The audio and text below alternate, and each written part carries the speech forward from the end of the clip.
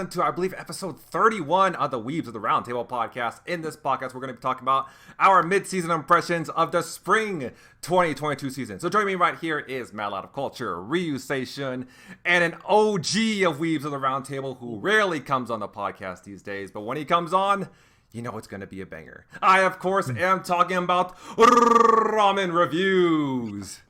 So over dramatic. It's been a while, man. I do like rolling the R. We really appreciate you here, especially considering that you've looked forward to two of the shows that we're probably going to be talking about Yes. in this podcast.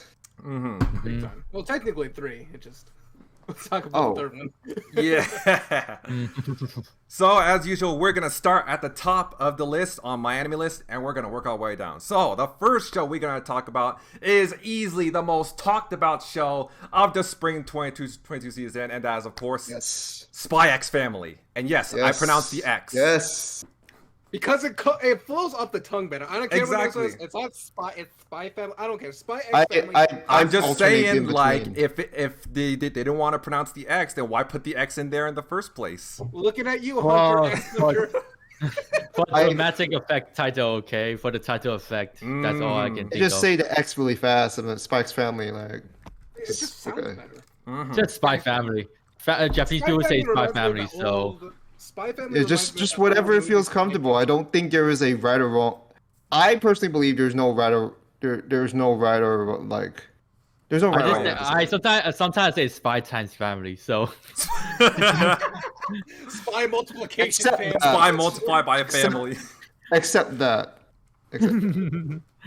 But yeah, I gotta say, Spy Family, it has to be the most talked about anime this season. I think that pretty much the anime that carries this season alongside Kaguya-sama. And yeah, I mean, I can't really say much because I actually read the manga. I'm quite up to date with the chapter.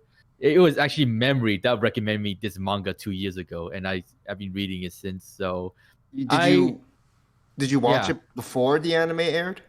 No, I read it before the anime airs. Oh no! Okay, I was about to say. Like I said, Memory was the one that recommended me this manga like 2 years ago, and I was like, okay, Spy times Family, what is this all about? And then I read the first 3 chapters, instant love, like literally. Oh my god, like I mean, I think what sold me for this series was the manga in the first place was actually Anya. I didn't really care much about Lloyd, to be honest. Lloyd just seems like one of those typical like badass protagonists. And then when he say, "Oh, he needs to start a family," I was like, "Oh, seems like he need to do something about this and start like maybe adopt a child." And yeah, he did. He adopted Anya. I thought he would just randomly adopt a kid and then just give him some character development. But it seems like Anya was like, I never knew that Anya was kind of special to begin. I mean, they kind of had to do something to make this series kind of like a bit more better, I guess, in terms of getting us more engaged by giving Anya the ability to read minds. I mean, sooner or later, though, I just feel like he will figure out her ability. But yeah, but we have like, you can say like Lloyd, like seeing him adopt Anya and seeing how he and Anya kind of like, you get saw in the first episode how those two exchange the dialogues, how they be a father-daughter. That was literally just like, okay, I can fuck with this, man. I can literally fuck with this. And then I say, okay, you got the daughter, how about the mother? Next chapter I read, oh yeah, you're easily and there rival. She was. Easily rivals my girl Kurumi right there. Like you can just tell why I like her instantly, because black hair, red eyes, pale skin. So yeah, you're, and of course she's badass too.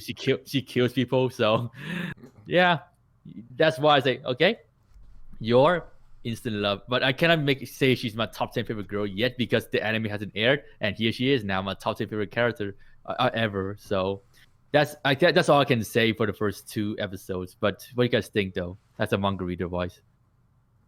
I read the manga before the anime aired too. I do not know if it was around the same time as you or whatnot, but I think I was like, well, I was reading it when it was in its earlier stages. How do you got into it though? How did you got into reading the manga? It was just kind of by chance, honestly. Like I was just going about trying to find popular mangas after because of, at the time when Act Age was still there, I hate having to get to remind myself about it. But it's sad. It's sad that Act Age would end because I actually love the manga too. So yeah, it's kind of sad, but oh well. and I came across it and I really like it. I can't say it's a favorite because like yeah, I'm just reading it. It was like it's really good and I like how it's just like the presentation, just the interaction, the family dynamics, and like how just it's just fun.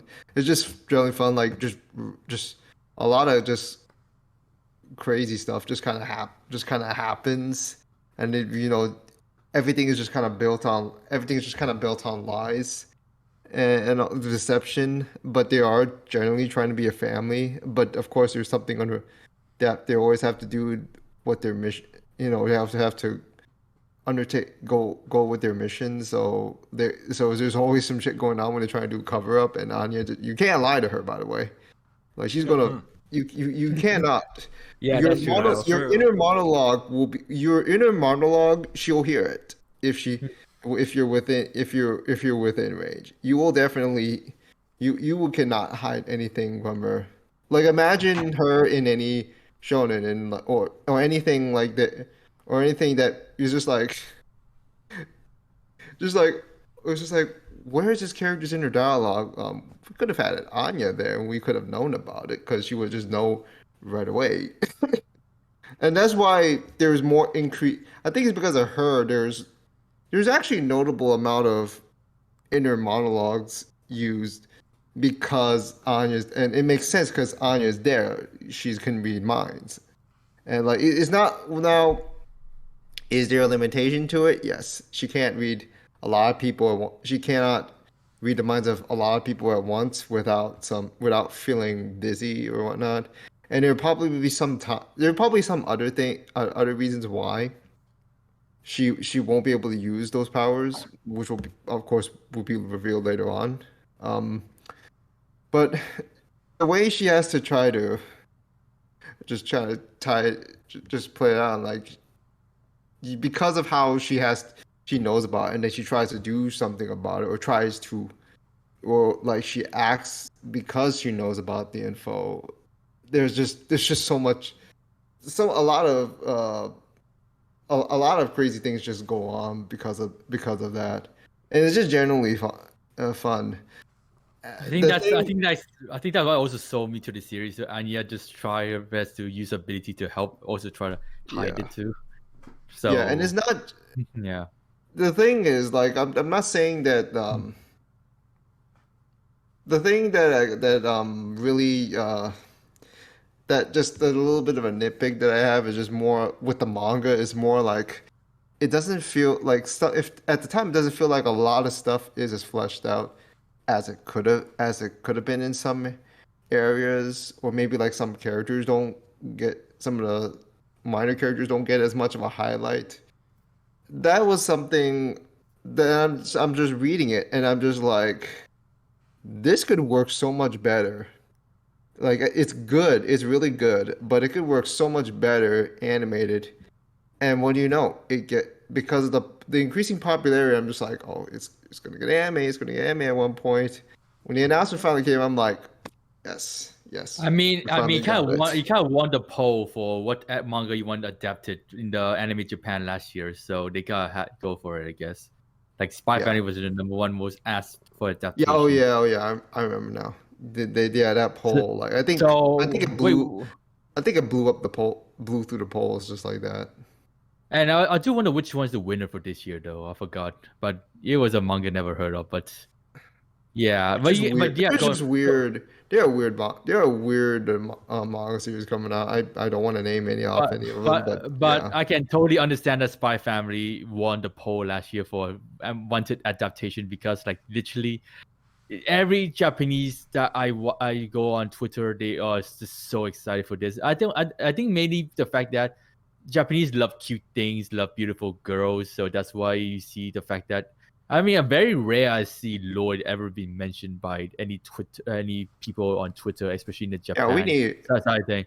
We need more love for Lloyd. Lloyd is literally in the latest. We already got a glimpse of what his backstory is like, and I think right now, and if I remember right now, they're going into his backstory, and eventually. It was in the well. I'm not gonna reveal anything. I think Matt already knows by now. It's pretty sad. It's pretty sad. Now it makes me wonder. It does make me wonder because it is in the side story format. Will the anime? Does the anime right now this season? Does it want to prioritize getting to Lloyd's backstory now that they get a glimpse of? Now that they teased a bit of it in the first episode. And and you had that statement just like I want to make a world where children don't have to cry or something like that. I mean, let's just see how it goes with will they go to that point, or will they put it off for later? And because it's popular, it's definitely gonna get more seasons. Will they put it in OVA or will they adapt it into another season? I don't know. I can see in the OVA though. I can see it becoming an OVA, like a spin-off OVA. It's just something I know we want to get to, but anime production takes time, even for another season. I don't think they really they want to see. I think they want to see how this does, both first core and second core. Hopefully, if the second core works out well, then they're gonna probably think about storyboarding. But it's gonna take a while. It'll have to at least take a few years just for pre-production. I think this season will just reach up to either chapter 30 or 32 of 3 because every episode is adapted one or two chapters. So because basing on how they're pacing the story, it's gonna be up to chapter 30 or something. Yeah, so far every episode has been adapting a single chapter. Yeah, so, it's kind of 1.5 ish, I guess. 1.5, yeah, 1.5 ish. Although next episode gonna be 2 chapters, I saw the preview. They added, and I'm glad I know people kind of shy away from it, but anime original content can be used very well. Yeah, like the latest implemented episode properly. Yes, the latest episode proved that. Yeah, I remember that chapter, and it was just it's just an intermissionary chapter, just them horsing around. What else? What else is there? Episode 60% of that, the latest episode was all anime original, at least. Yeah, it was. It shocked me actually as a manga reader because literally I was okay, they're in the castle now. Let's wait for your versus Lloyd fight immediately after Anya cries for some audience. But I wasn't expecting henchmen becoming henchmen. I wasn't expecting a whole ass renting of Disneyland. I was like, what the hell is this? I don't remember this one in manga. Oh my god, yo, which studio? Thank you for taking this further. Oh, Cloverworks, whatever. But yeah, thank you for giving us some. I'm pretty sure the author wanted to add something like this, but he didn't have time, and the anime just decided to take matters into their own hands. I'm guessing that's what happened. I don't know if that's for sure, but I do know that they looked at this. I'm pretty sure. Regardless of what whatever the staff they're going through, they look at their menu and they look at Spy Family and they're just okay, we meet. Okay, this is a really good show. And they look at the storyboard for it and I was I think we can add something more to this. Make it fun. Make it look fun because I don't think this little scene is enough. And so they blew it up into what's essentially a rented Disneyland resort, and they literally carried out a whole ass mission, made it out as if it was a whole ass mission. Too bad it was a big ass invoice after that. The fucking 8K bill in the aftermath. That must have cost a fortune. Yeah, I know, right? You have to think it costs even more back then. Nowadays, because back then, things didn't cost as much, but they were still considered expensive because how, I guess, inflation, how things cost more as the years goes by, how certain currency value changes over time, and how things just cost more because like more as population grows, more demand. But yeah, I'm just like, oh, that hurts. Yeah, that's what I was saying back last week. If this is what they're doing for Anya, just to celebrate her getting into a new school, what are they gonna do for her birthday or Christmas? Yeah, don't even get me started. Like, to say they're spoiling her is an understatement. They're definitely gonna go more anime original for the birthday if Lloyd wants to call it a mission. Or wants to put it in a way where the guys are just like, yep, another mission, Operation Strix, let's move forward. But but still though, the thing that not a lot of people actually talk about this in the latest episode is the fact that how they literally nailed the voice acting for Anya and Yor, especially Anya. Like Asumi, like. When I think of Asumi, the voice actor for Anya, she voices a lot of mature characters. You guys been seeing all her CV and stuff like that. I mean, she just voiced some cute girl characters, but not to like a child like Anya, so like level of like squeaky voice. Like oh my, like literally, like I was so impressed by her. Is insane. How did she literally just make her so adorable? Like literally. So adorable. Like, oh my god, dude. I thought to be honest, when they haven't announced a voice actor, I thought it would be Kana from Maid Dragon will be the one that voices Anya. I thought it would be Kana voice actor, but no. When Asumi was announced, like, Asumi, I thought she's the mature girl voice actor, but no, she made Anya 10 times cuter. I gotta say, she's even more cuter than Kana. I like Kana. I like Kana.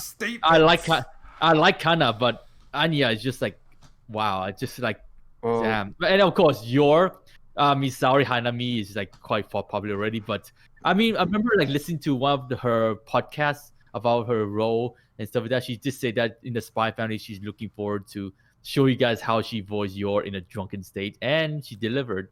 So the voice actor really make the show even more popular. I mean, yes, the animation, the original storyline and stuff like that. But for me, though, it's the voice actors mainly. They really make the characters even like popular, make the show even more popular, make the characters even more loved. Yeah. So I gotta say, the voice actor like really did a fantastic job. I haven't seen the dub yet, by the way, but the Japanese nailed it, man. I have. Is it good? It's solid. I think actually they nailed Anya's voice perfectly in the English. His voice is deeper than I imagined. Like, I prefer the Japanese dub significantly more than the English dub, just because it just matches better. And I have no problem with the Yor's voice. But Anya, it's one of the Anya's. I'm like, wow, they nailed it. Not like it was just passable. They nailed Anya's in terms of like an English voice. Yeah, they did as good as possible they could have done.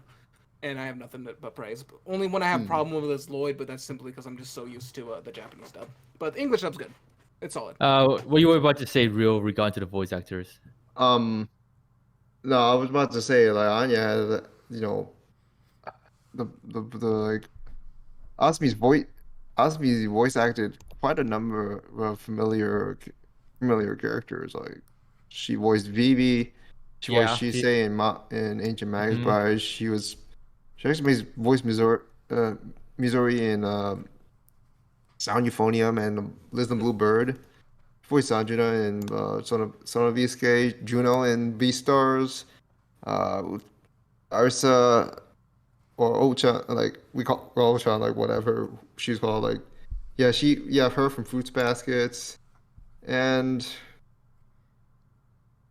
what was another one? Another. Atami Tanizaki, right? Yeah. She also voiced Vivi from Vivi. Yeah. You see the difference between Vivi and Anya? Like, damn, that talent, man. That talent. When a character has a voice range, that says something. Yeah, she also voiced Murasaki from Grisaia Fan and Trigger, and I don't know if you guys have watched the video I posted on Twitter. But like in that visual novel series, she voices more like a kudere, like monotone type character, and she just sounds completely different in that role. So, like the voice range, exactly. The voice range, it's like insane. How she does it, I don't know. I tried doing a voice range for my voice, I can't. So Yeah, but the voice yeah, actors are really just kind of just doing a fantastic job right now, and I can't ask for any more with that. I mean, And do you see the level of marketing they did for Spy Family in Japan? Like Shinjuku, the whole street of Shinjuku was literally Spy Family. was it So real? yeah, literally, I posted on the memories like channel. I mean, I think you don't use TikTok, right? So you didn't see it, but on TikTok it's showing that Spy Family was literally marketed throughout Shinjuku Street, like Damn. Shibuya Street, the whole Holy crossing, the building was Spy Family, jeez. like literally Spy Damn. Family marketing. So they really want Spy Family to like reach the season, and I can actually see a season 2 if they keep up with this. So Oh, there's yeah. definitely gonna be a season. There's no doubt. There's no doubt. There's no doubt. The thing is, there's only like 60 something chapters, so it's gonna take a while. So it will take a while I'm for still season 2 waiting. to come out. I really want to see the cruise ship arc because like my girl yours shine that arc, but yeah, we had to wait like for season 3 even for that. But yeah, whatever. But yeah, going back to Spy Family, I mean, I know it's only been like 4 episodes. No, 4 episodes right now.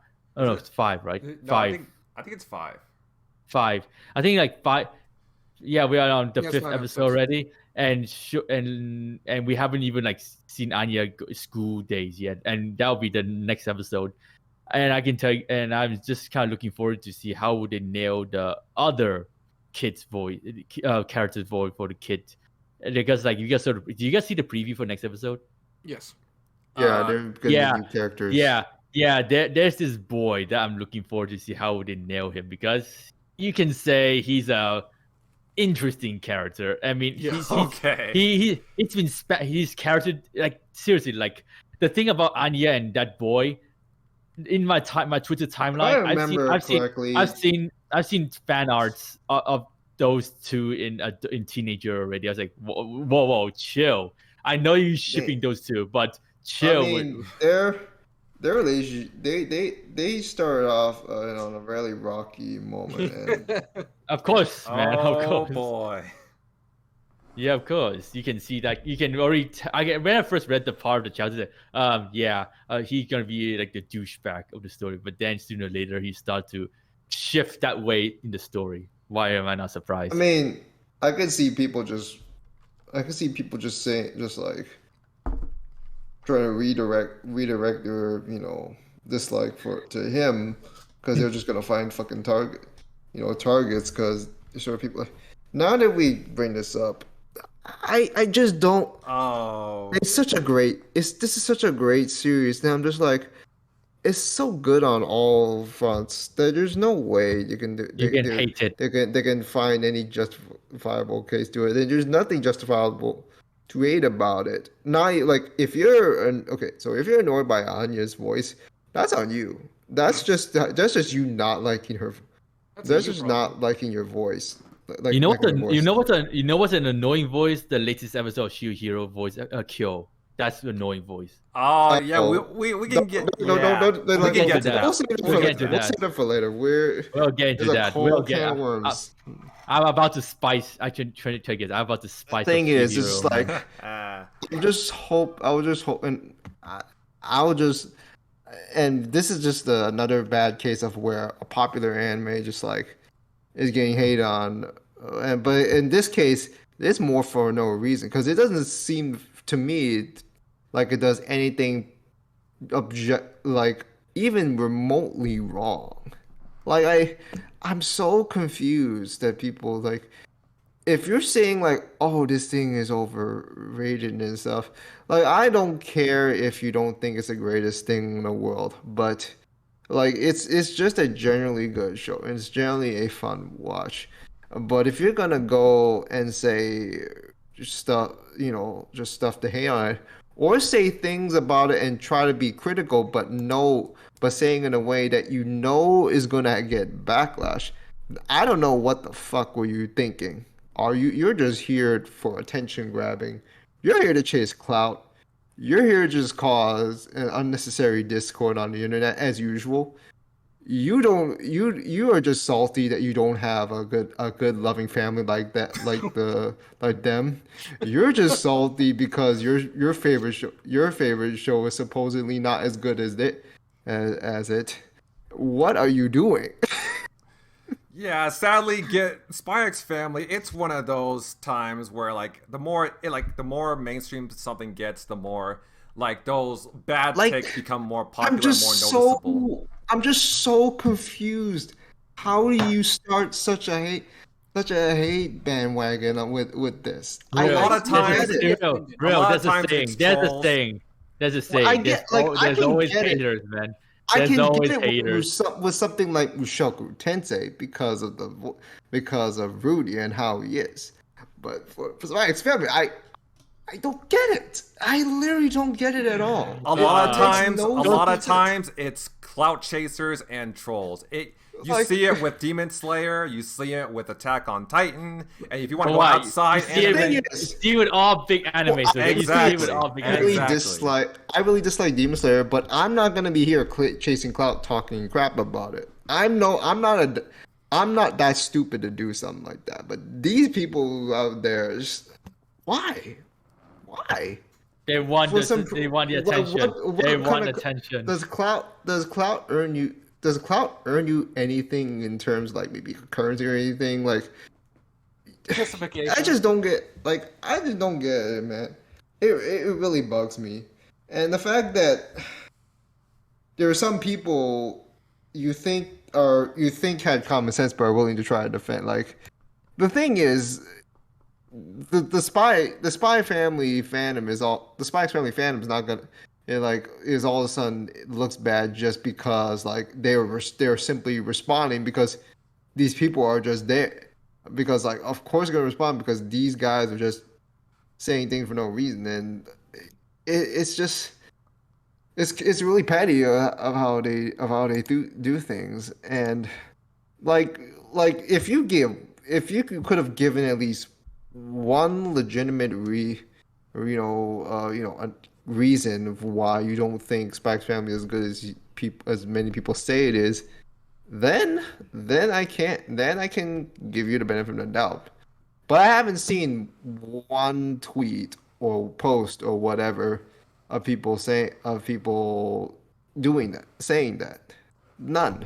There is no basically the slander is very, very unfounded, and it just bugs me more.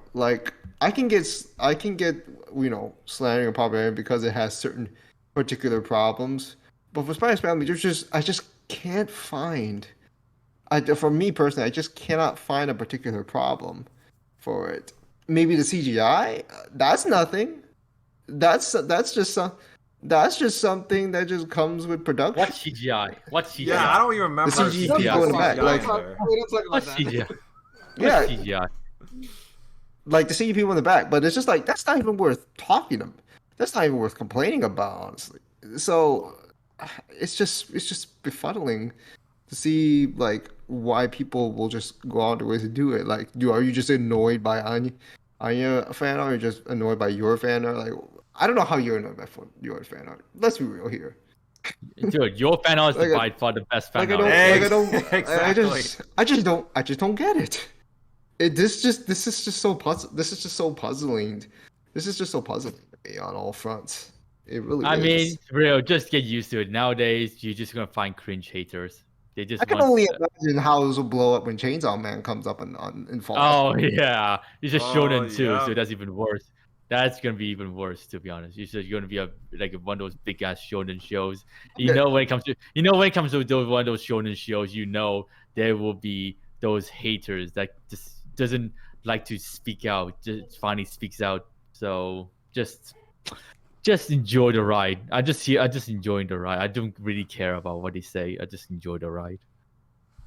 Yeah, I mean, other than this, it's just it's such a great it's already a favorite of mine. I just have it at 10 out of 10. I don't even care. It's just clicks so well. I have no particular problems with it at all. Oh, you gave a rating already? I only gave ratings after the season ends. Yeah. So. Yeah, I will say that as of right now, I'm enjoying it more than the manga.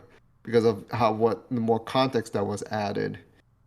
And like I know, like there's no disrespect to the manga, to the manga and its author, of course, but it's just like the anime has done a really effective, efficient job so far. So I have no particular complaints whatsoever. It's just a blast every week. Oh yeah, speaking of like more Spy Family related pictures, how you guys are finding Anya meme face? Which Meme one? faces? If you haven't seen which ones? if you haven't seen the preview, Which ones in particular? There's a lot. The next episode will be the king of memes. To be the next episode, they're gonna be all right. next episode. We'll see about that. No, the next episode. Is like I know it's going to be a I know it's going to be a thumbnail. Like, it's a no-brainer. No. My thumbnail will be the your scene. I think it will be the your scene. But oh well, we shall see. But yeah, next episode. Next episode, you're gonna be another star for the moment. You're gonna be, damn it. So, Anya meme though, like, oh my god, I need some picture. I need like a picture or compilation video of Anya meme face, man. She's just gold. Like the way she just make those faces is just like it could easily just use it on any like spam picture or GIF on a reaction on some video on like the tweets I can use. So hopefully people make more GIFs for Anya face in the future. But yeah, so far I don't see a lot of it.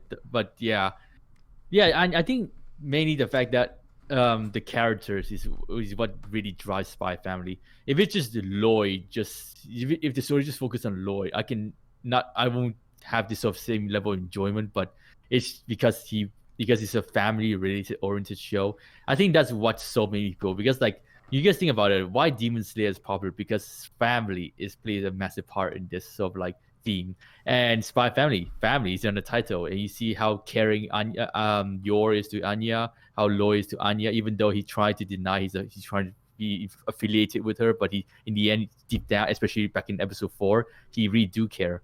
So showing this level of family sort of like feel to it, it's just what we saw this series in not only in Japan but in the world too. Like you think that you can really see how Demon Slayer really like sell its theme to the in terms of like how the family sort of like love. It's just like anything can be very fun to watch if some strong family is like one of the focal point of the story. So yeah, that's I guess Japanese people actually tweet about it, say that, oh my god, look how adorable this family are. They really do care for each other. Your next episode will make you guys love her even more. Trust me when I say that too. So I don't know if Demon Slayer's popularity was due to family. I think it was mostly due to it's the reason why it's popular for kids. It's family. Kids feel the touching love for especially for Nezuko and Tanjiro. I've seen how they draw into Demon Slayer in Japan, so it makes sense. Yeah. I mean, I heard like a lot of I think I remember like seeing this poll that apparently like kids like Tanjiro more than their own parents. Well, they look up to Tanjiro more than their own parents. So yeah, that was pretty interesting. Yeah. But yeah, as the only person in this podcast who has not read the source material, I will say I also love Spy X Family so far. I'm not sure if I would put it as my AOTS as of right now, but I do enjoy it, and I understand why a lot of other people put it as their AOTS. The animation, the action, it's great. I mean, there's a very wholesome family dynamic between the three characters, even though it's not your typical family. And of course, there's a great like over-the-top nature to this show as well. We saw that with your like incapacitating a cow by pressure pointing it, which I'm still impressed by. And we also saw that scene in episode 2 with Lloyd proposing to Yor using a grenade pin while an explosion comes off. That was amazing. Epic. Well, yeah, scenes like that. Oh, over the top, I love it. Yeah, scenes like that is one of the highlights of this series so far. And yeah, honestly, I'm definitely interested in seeing more of what this series has in store. Kawaii, let me ask you this: do you think Yor is actually in love with Lloyd or something? Maybe not right now, but I have no doubt in my mind that it's gonna slowly develop that way as the series progresses. We shall see. Because Okay, fan hold arts on. are, yeah, whatever. Go Yeah, back. the fan art's already taken off for Yor and Lloyd. Yeah, so Fan arts are apparently going. The fan arts have gone crazy a already. lot of people have been really thirsting over everyone. Yeah, Not Anya, that's thank also God. what I want to point out because the male fan base for Spy X Family, they love Yor. They simp it for Yor. I've also, on the other hand, seen females simping for Lloyd. So, and then, of course, everyone just loves Anya. There needs to be more Lloyd fan art. I don't know, man. Kawaii, Yours Kawaii, not Kawaii. even the best girl. Yours not even best girl. Kawaii. Actually, even the female fans love Yor. Yeah, I mean, I think all three of the characters are just lovable in their own right. We all know that Frankie is best girl, guys. Come on. What? Frankie! Scruffy head. I just call him Afro When he Man. cross dresses? Oh, I remember that. Anya didn't. No, Anya didn't accept him. I don't want this, mommy. This is what she said. Why would I agree? She hasn't developed elegant taste yet. She hasn't seen the beauty of Scruffy, of Afro Man. She isn't elegant enough, as the headmaster would Have you say. seen the curls? I mean, damn. Oh man, I can't wait to see. Oh yeah, Kawaii. Sorry, this could be a bit of a spoiler to you, but I can't wait to see how the fan base react to Yor's brother. Oh yeah, I know we've seen. I want to see that. I want to see that one. I know Actually, we've got he's his voice. he's voiced by Ono, so it's Really? already a plot. So it's already a win.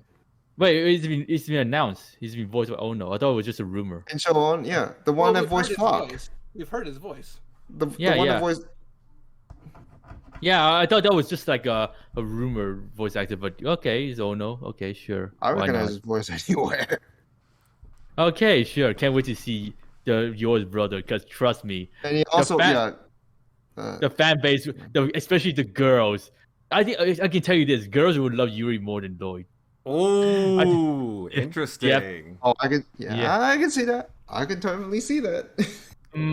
Because Yuri has this sort of like personnel that can get girls like horny. So yeah. Yeah, we shall And see.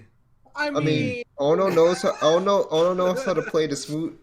Ono knows how to play the smooth talker role. I will say that. Wait, is Ono your favorite voice actor? Yeah. Oh, I okay. actually, yeah, but it's a little bit more of a bias because back when I was still when I was still kind of into Yu-Gi-Oh, like I was watching Yu-Gi-Oh! Arc 5, and there was like a character named Sakaki Yuya, and like he's literally like the profile picture of my YouTube channel. Yeah, he is. I'm surprised. And I used to really like the way how expressive he is because of that voice acting. That's how regardless of how the series turned out, he turned out to be a favorite character, and I just always looked forward to more Ono roles. Sometimes I just felt like Ono just doesn't always get the best roles in my opinion. Like there are just some where I just don't really care for the characters as much as I would like to. I mean, speaking of Ono, are you watching like the Yusha, A Quick Hearing? Do you like him? I can't say I like the show. I think the show. Well, I don't like the show, but I do like how he's trying to. We'll get into that. Make that role. We'll get into that. We'll get into that later. But anyhow, going back. So, any final thoughts on Spy Family? Spent like 40 minutes on it already. It's perfection right now. Ramen as a manga reader. well, I'm not caught up. I left off at the tennis arc, so I'm pretty sure. I forgot which chapter was it, but yeah. Oh yeah, but around that time, that's where I I left off. But I've loved the anime only editions that they've added. I think they're fantastic. And as long as they continue up this pace of quality and how well that they're adding the stuff to the original content material and just branching and building up more about it.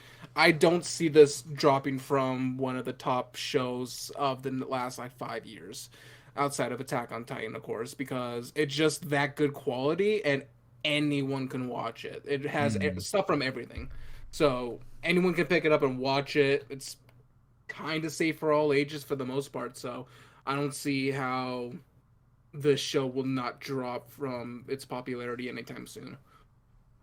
I think it's great. Good. Is it end of the year in your opinion? I need to figure out if Chainsaw Man comes out, then probably not. Okay, fair enough. If Chainsaw Man comes out this year, I highly doubt people are going to. Or Mob Psycho. Hype it up as much. Mob Psycho is coming out this year, so probably not. So maybe not, but I think it'll be top 3 for the most part. I highly doubt it's not going to be, unless a bunch of things drop instantly. For sure, top 5. And don't forget Bleach too, and of course Overlord and Devil's Part-Timer. Oh, there's so many coming out more. Oh, there's 2 more. Oh yeah, there's a bunch of shows coming up. I still don't think it'll break top 5. Oh, don't forget Classroom Elite. Don't forget Classroom Elite season 2. Oh,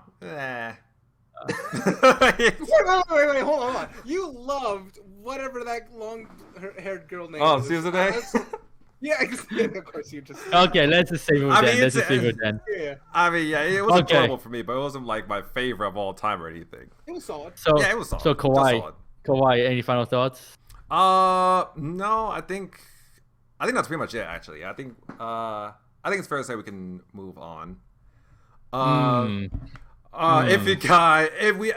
guess you could say reluctantly move on, because the next anime we're gonna talk about is Rising of the Shield Hero season 2, and we have plenty of thoughts about this season 2 of Rising of the Shield Hero. All right, let me go first. Because I'm technically the lowest, because I've dropped it on episode 3 or 4, and I haven't touched it since.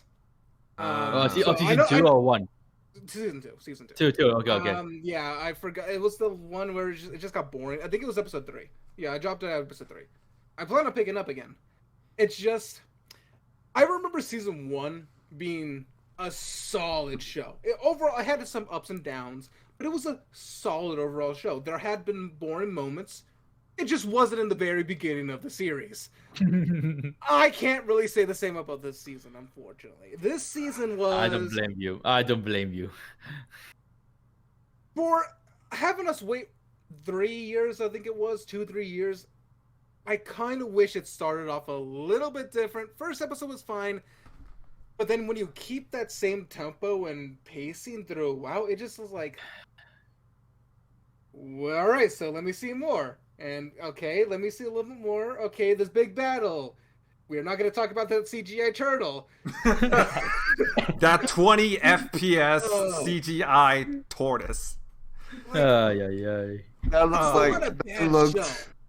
It's still not a bad... It's just more... It's boring. It's just kind of boring. Again, I can't speak on 4 or 5. I heard 5 actually had a pretty good ending. Or it's actually pretty good for the most part. But it was just boring. It was hard for me to sit and watch. For the most part, it was mostly just me sitting and watching it more, and I couldn't really just talk about things. Not like my other reactions. It was just it's fine to watch. I'm just kind of disappointed because I think the wait and the hiatus kind of caused some expectations that I unfairly gave it, I guess. But I just kind of wish it was a little bit more. It had energy in it for at least the first few episodes. Maybe I'm pretty sure. I have no doubt it's going to pick up again. I just kind of wish they didn't do that in the beginning episodes. But I heard this arc in particular is kind of the filler arc, which is a bit of a shame from what light novel readers have read. Apparently, that's my thoughts on it. Okay, so real, you slander it. It's terrible.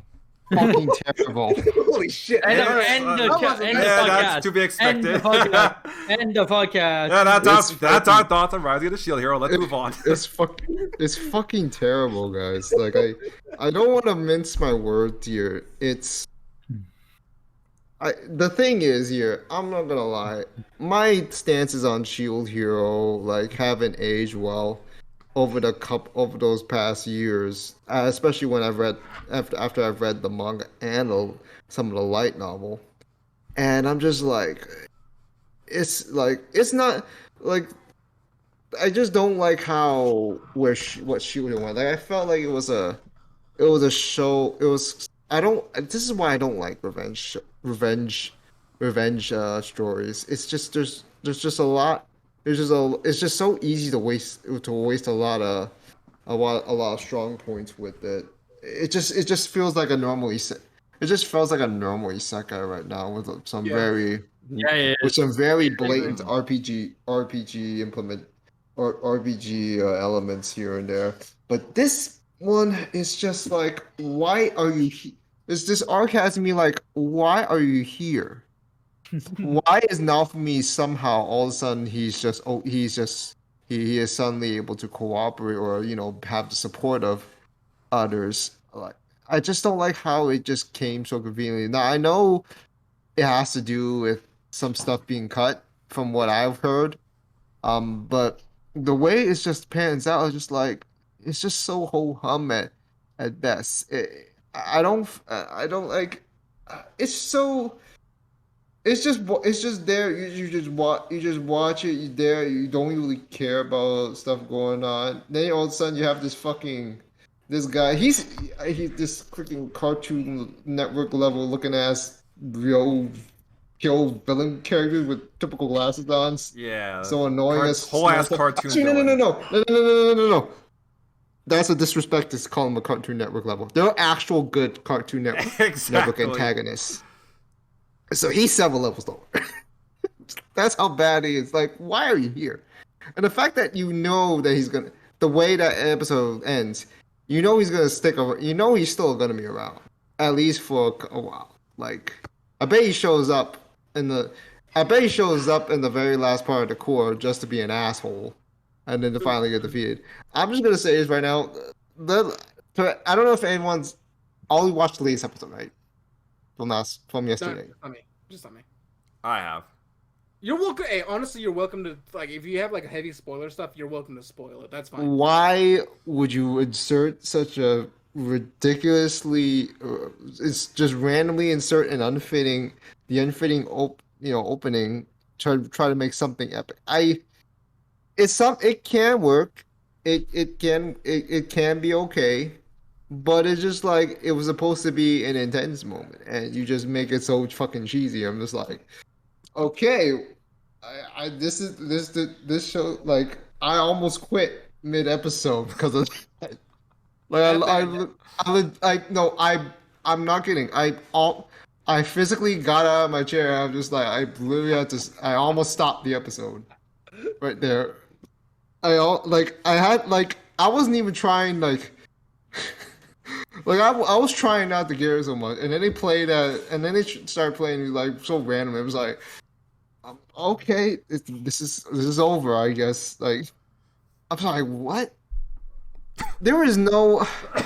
I can't even say there is any particularly good point from it. Surprisingly, the only decent thing they did was they actually 2D animated a turtle, but that's about it. They actually did, and there was one. That's the best part. There was one scene, one frame where the turtle looks 2D, and that's the only frame I can remember. I think that was from the last episode. No, actually, it was for the most part of the episode, but that was about it. Everything else was just awful. It was not good. That's what it is. I know people. I know I've seen people some people in the feed, some people I follow, and they're trying to talk about oh, it's okay. It's like, oh, this one is intense. I can't agree. I was trying to. I was actually trying to stay.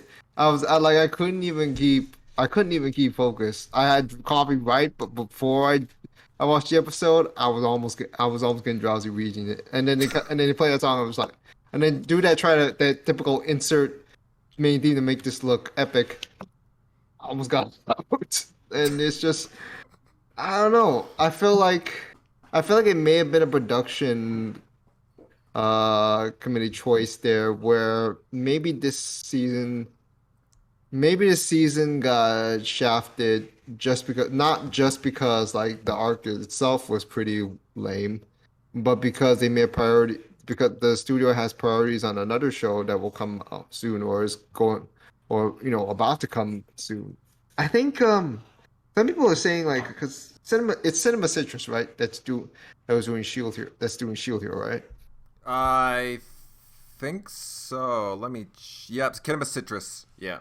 Yeah, they're doing Made in Abyss season 2, so maybe that's why. But I'm not saying that is it. But it just feels like the production just kind of gave up with Shield Hero. I'm not saying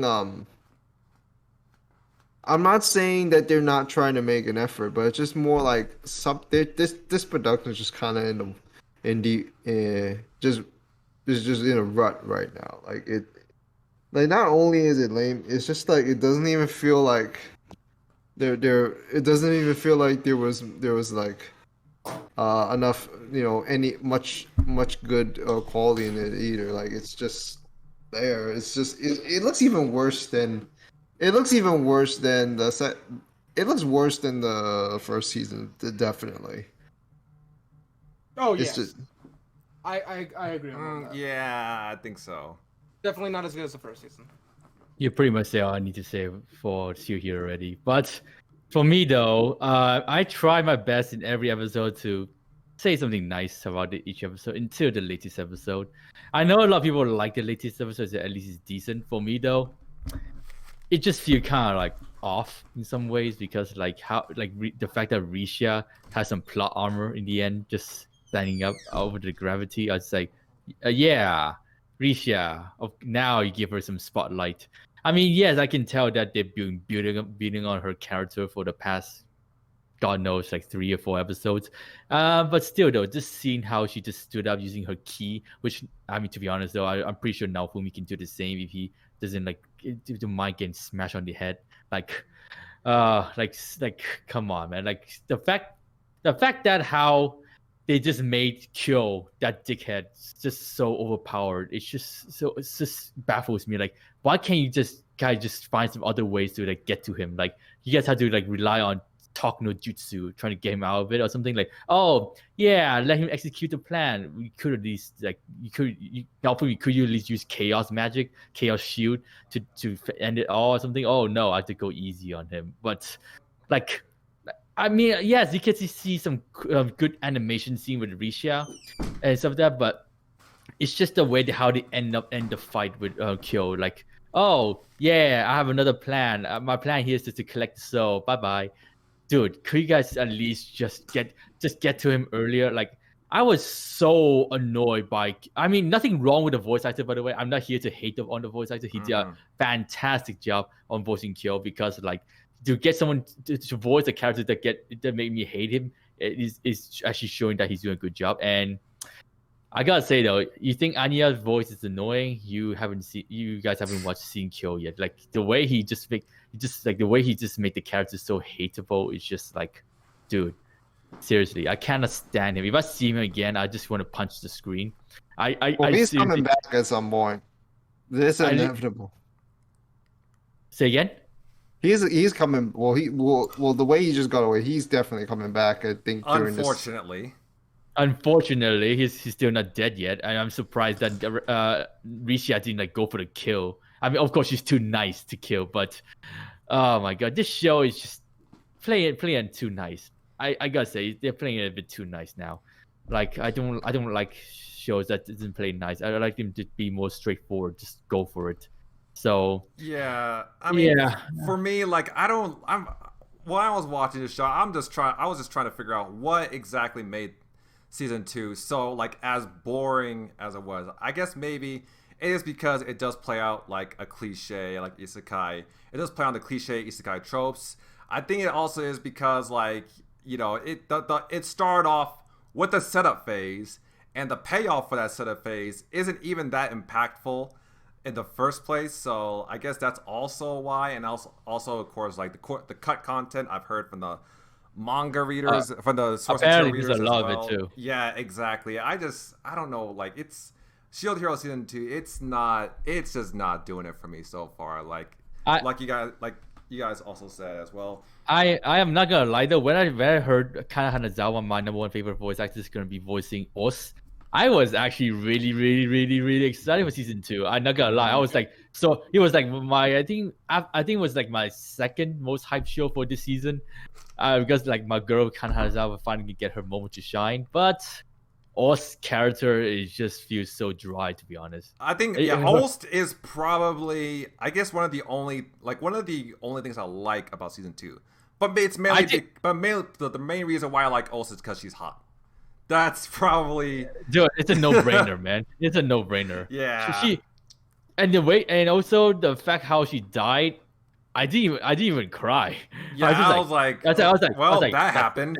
That's okay. Happened. I mean, you kind of knew it's gonna go. Yeah, exactly. I gave no fucks about her dying at all. I'm just like, okay, it's over finally. Oh, by the way, Queen, if you're watching this, sorry, we sorry to that I tweeted say, oh, you cried? Yeah, she cried. Queen cried on that episode. Yeah,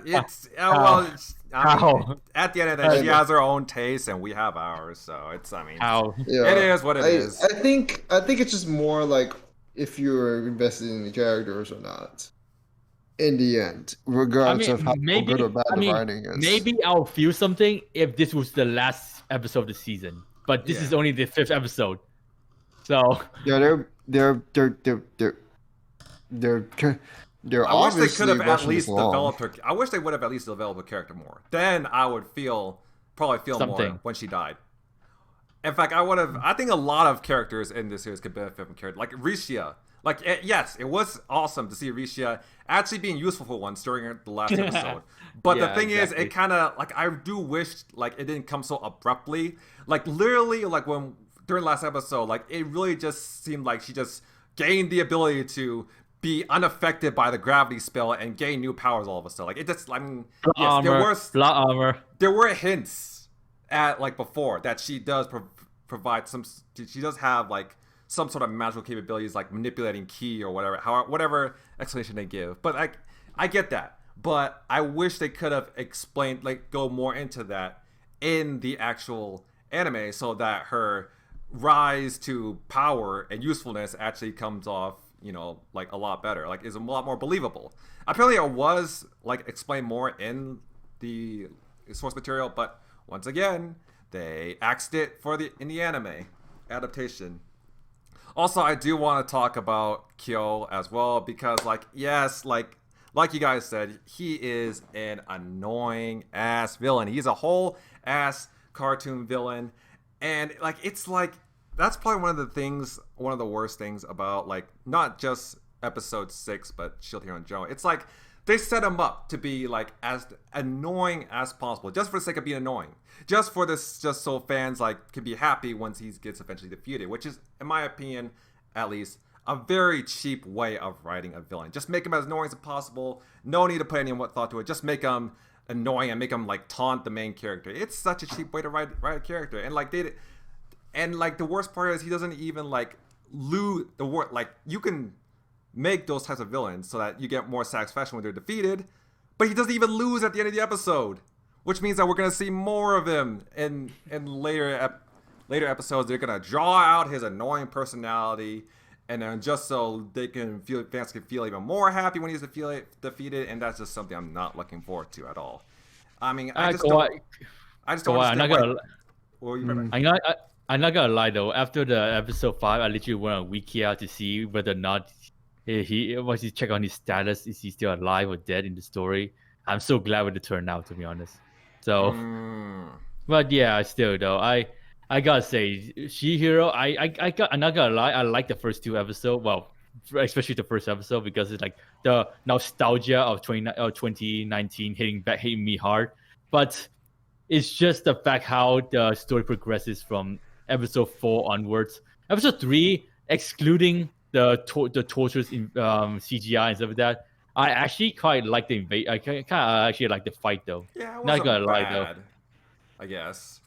I mean, But then I think episode 4 with all the dialogues and then the big review at the end with our arc coming into the scene again. I was like, interesting. Fair enough, I guess.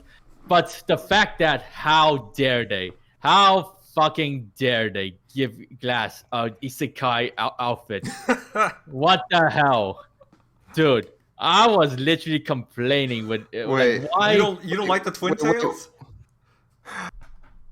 I heard there was a reason why she wears twin tails. It may have to do with someone she's associated with, but I don't know. Maybe. That's what I'm hearing. Hearing. Because literally, like when I saw Glass in twin tail wearing a typical isekai outfit, I was like, dude, give me back long hair Glass with a kimono, please. Why do you have to give her your typical generic outfit?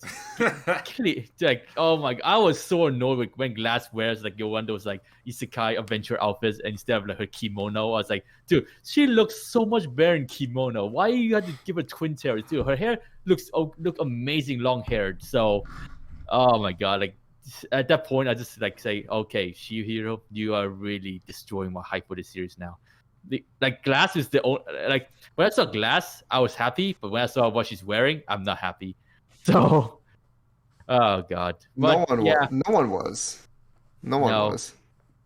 Well, some people actually liked it. It was like so random that when she just showed up like that, it was just like, what the fuck? Why we have this badass looking character suddenly doing something like that? Like, what the hell was that? And plus, I don't think it was ever explained in the anime adaptation, was it? I think it was explained later, from what I've been told. I do not know if they explained it in the novels or the manga yet. But it's just a bad look. It was unnecessary. It was just like, okay, why? Why did we need that? It's just that sort of thing. But I mean, the only good part about latest episode is Victoria showed up. At least that's something. Oh yeah, Victoria was pretty badass in the last episode. I'm not gonna lie. That was something, I guess. Yeah, that was all I would say is also a highlight. But everything else in episode 5 was just face palm, absolute face palm. I swear to God, if Kyo shows up in the next episode, I'm just gonna punch my screen. I cannot stand that guy anymore. Yeah, I really hope not. But I mean, they did leave where they left off. They were gonna venture into that other world. Although one of my subscriber like told me this in a comment section below, saying that okay, the Torches arc is one of the worst arc in Shihiro in general, even the light novel, even the author regrets writing the light novel, the arc apparently, for what I've been told. And now we're moving on to the better arc. I'm hoping they're not trolling me right now. Because like if the next arc is not even like is even worse than the Torches arc, I'm dropping Shihiro. I'm actually gonna drop Shihiro if the next arc is not living up to the best of Shihiro. So yeah, honestly, I probably would have dropped Shield Hero a couple episodes back. But I think the main reason why I'm still watching it is because I am reacting to it. And honestly, I just don't feel like dropping it considering how little shows I'm reacting to this season. So I'm just reluctantly staying with it for now. Let's just hope the next arc is at least decent. Yeah, let's. I trust the source material readers on this if they say it's gonna be better. So, but we're gonna wait and see. I don't. Oh, you don't. As a source reader myself, I don't really trust them anymore. I'll only trust them when I read that shit myself. So we're pretty much done with Shihiro, right? Let's move on to something better. Yeah. Kaguya-sama Love is War Season 3. I would say, this would have been like my number one show of the year, Kaguya-sama.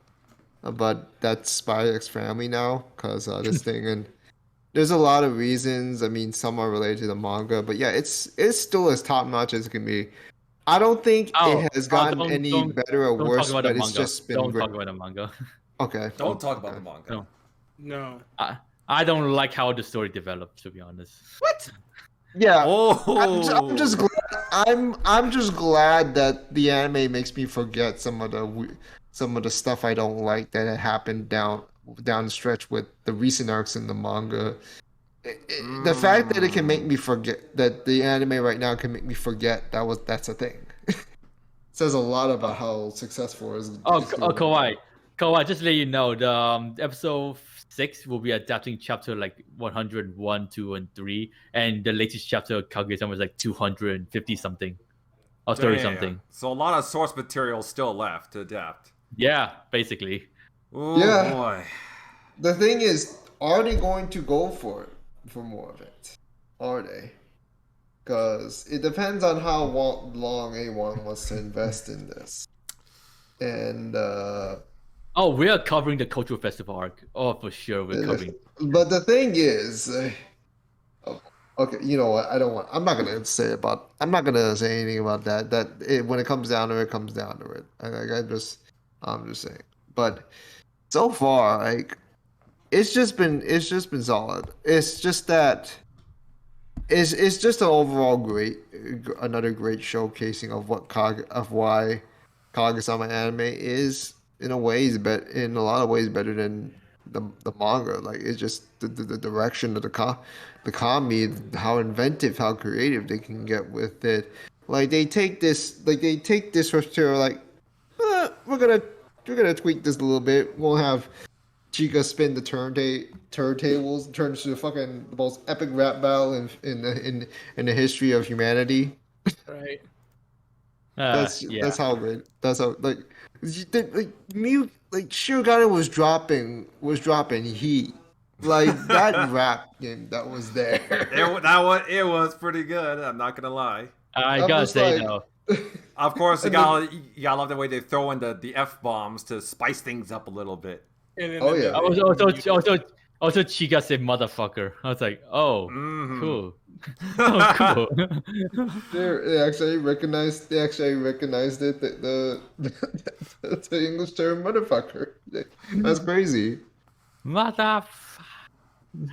I mean, I know they had to censor it out for reasons, but I just like the fact how Chica's voice. It's just funny. Like, it came out on the same. That episode came out on the same week that your boy Komi also had a rap battle episode, which is crazy. Mm-hmm. And the thing is, like, Kaguya-sama, I feel like still did the job better just because they have those resources to go with.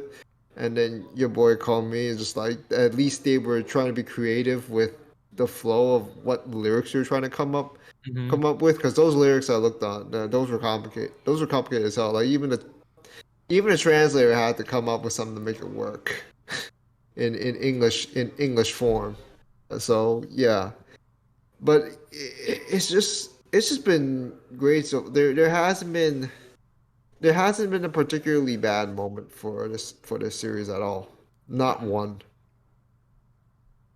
I mean, some people say that season 3 could actually be better than season 2. I was like, really? I thought season 2 was potentially. Oh, I thought it will be. It will be. It depends on how they handle next arc. Well, I mean, if they're adapting how it looks like they're adapting it, it's gonna be better, guaranteed. I mean, so far the rap battle episode is by far the best episode of this season, hands down. Probably, hands down. I wish they could have ended there rather than having the Maki segment at the last part of the episode, though. But oh yeah, that's the nitpick that I do have. Is like the Maki scene. The Maki scene it's not bad by itself. By itself is not bad. It was just weirdly placed. But that's the only nitpick I have with that. Yeah, exactly. I was like, we have such an intense like rap battle, and then we have the Maki episode section. I feel like they could have at least, they kind of just switched up things, like introduce us like, a teaser for the next big arc, and then maybe the next episode just have that Maki segment be added to start, and then just kind of get us into things. Or just to prep us just before. But they must have like 2-3 chapters adapted into one episode though. So they had to randomly choose one. So, but yeah, going back to the Kaguya-sama season 3, I gotta say, even though every episode is episodic, every episode just have one like a focus character. Like the latest episode, Shirogane have this main focus. Hayasaka got her moment. I think Ishigami got his moment too, like the 2 episodes ago. I gotta say, what's next? More Kaguya focus, Chika focus. Like I'm really liking how they're adapting the season 3 so far. Like giving flesh out more characters out of our favorite character, especially Hayasaka. Like Hayasaka got a lot more screen time this season, I would say. Like especially the karaoke episode where we get to see her singing for the first time. I gotta say that's some good singing right there. Also how she like expressed her feelings to Kaguya in a rap battle. It just shows the fact that you can see that she's really bringing out the best of her. Like last season we get to see her cute side, and this season though we get to see even better side of her. So I'm really liking how they develop Hayasaka this season a lot too. And also of course, everyone's best girl. I gotta say though, I like Hayasaka more than Kaguya, to be honest. Yes. Thank you. I had someone get very angry at me in the comments section. I definitely like Hayasaka more than Kaguya by far. Like she already had me sold. Like I mean, from season 1. I like Kaguya's voice acting. That's it. I don't like her as a character. I like how she just do those weird sound by Orikoga. That's all I like about Kaguya, to be honest. But still though, like I gotta say, just looking through season 3, they really tackling some of the chapters that I was really excited about. Especially when I read the rap battle episode, I was like, okay, how will the voice actors nail the rapping in this chapter? Especially Makoto, because Makoto, voice actor of Shirogane, he is not known for singing. I never seen him sing before. I never really wanted to hear him sing. But then when I saw him rap, especially the ending too, I was like, okay, Makoto, you had me sold. I was wrong about you, because like he is known for like one of those like low, deeper, cooler voice, and I can really picture him doing some good singing. But then when he rapped just the rap for Shirogane in the latest episode, I was like, wow.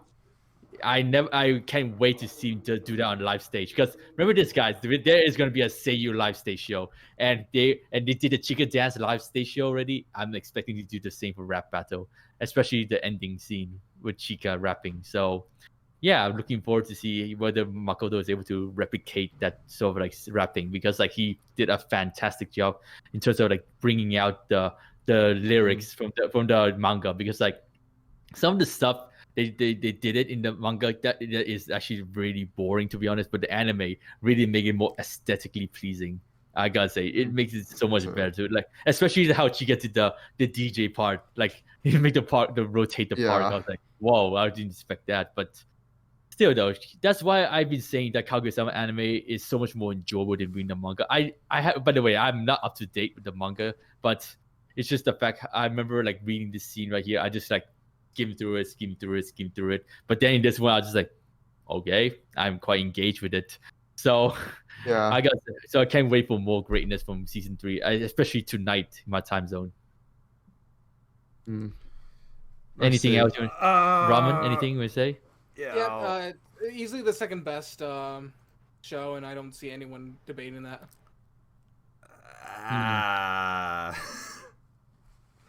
Okay. Move on. Okay, no, Shikimori? wait. Kaguya-sama. Oh man. Okay. Okay. I will say, I cannot put this in my top 5 of this season. I will say, I do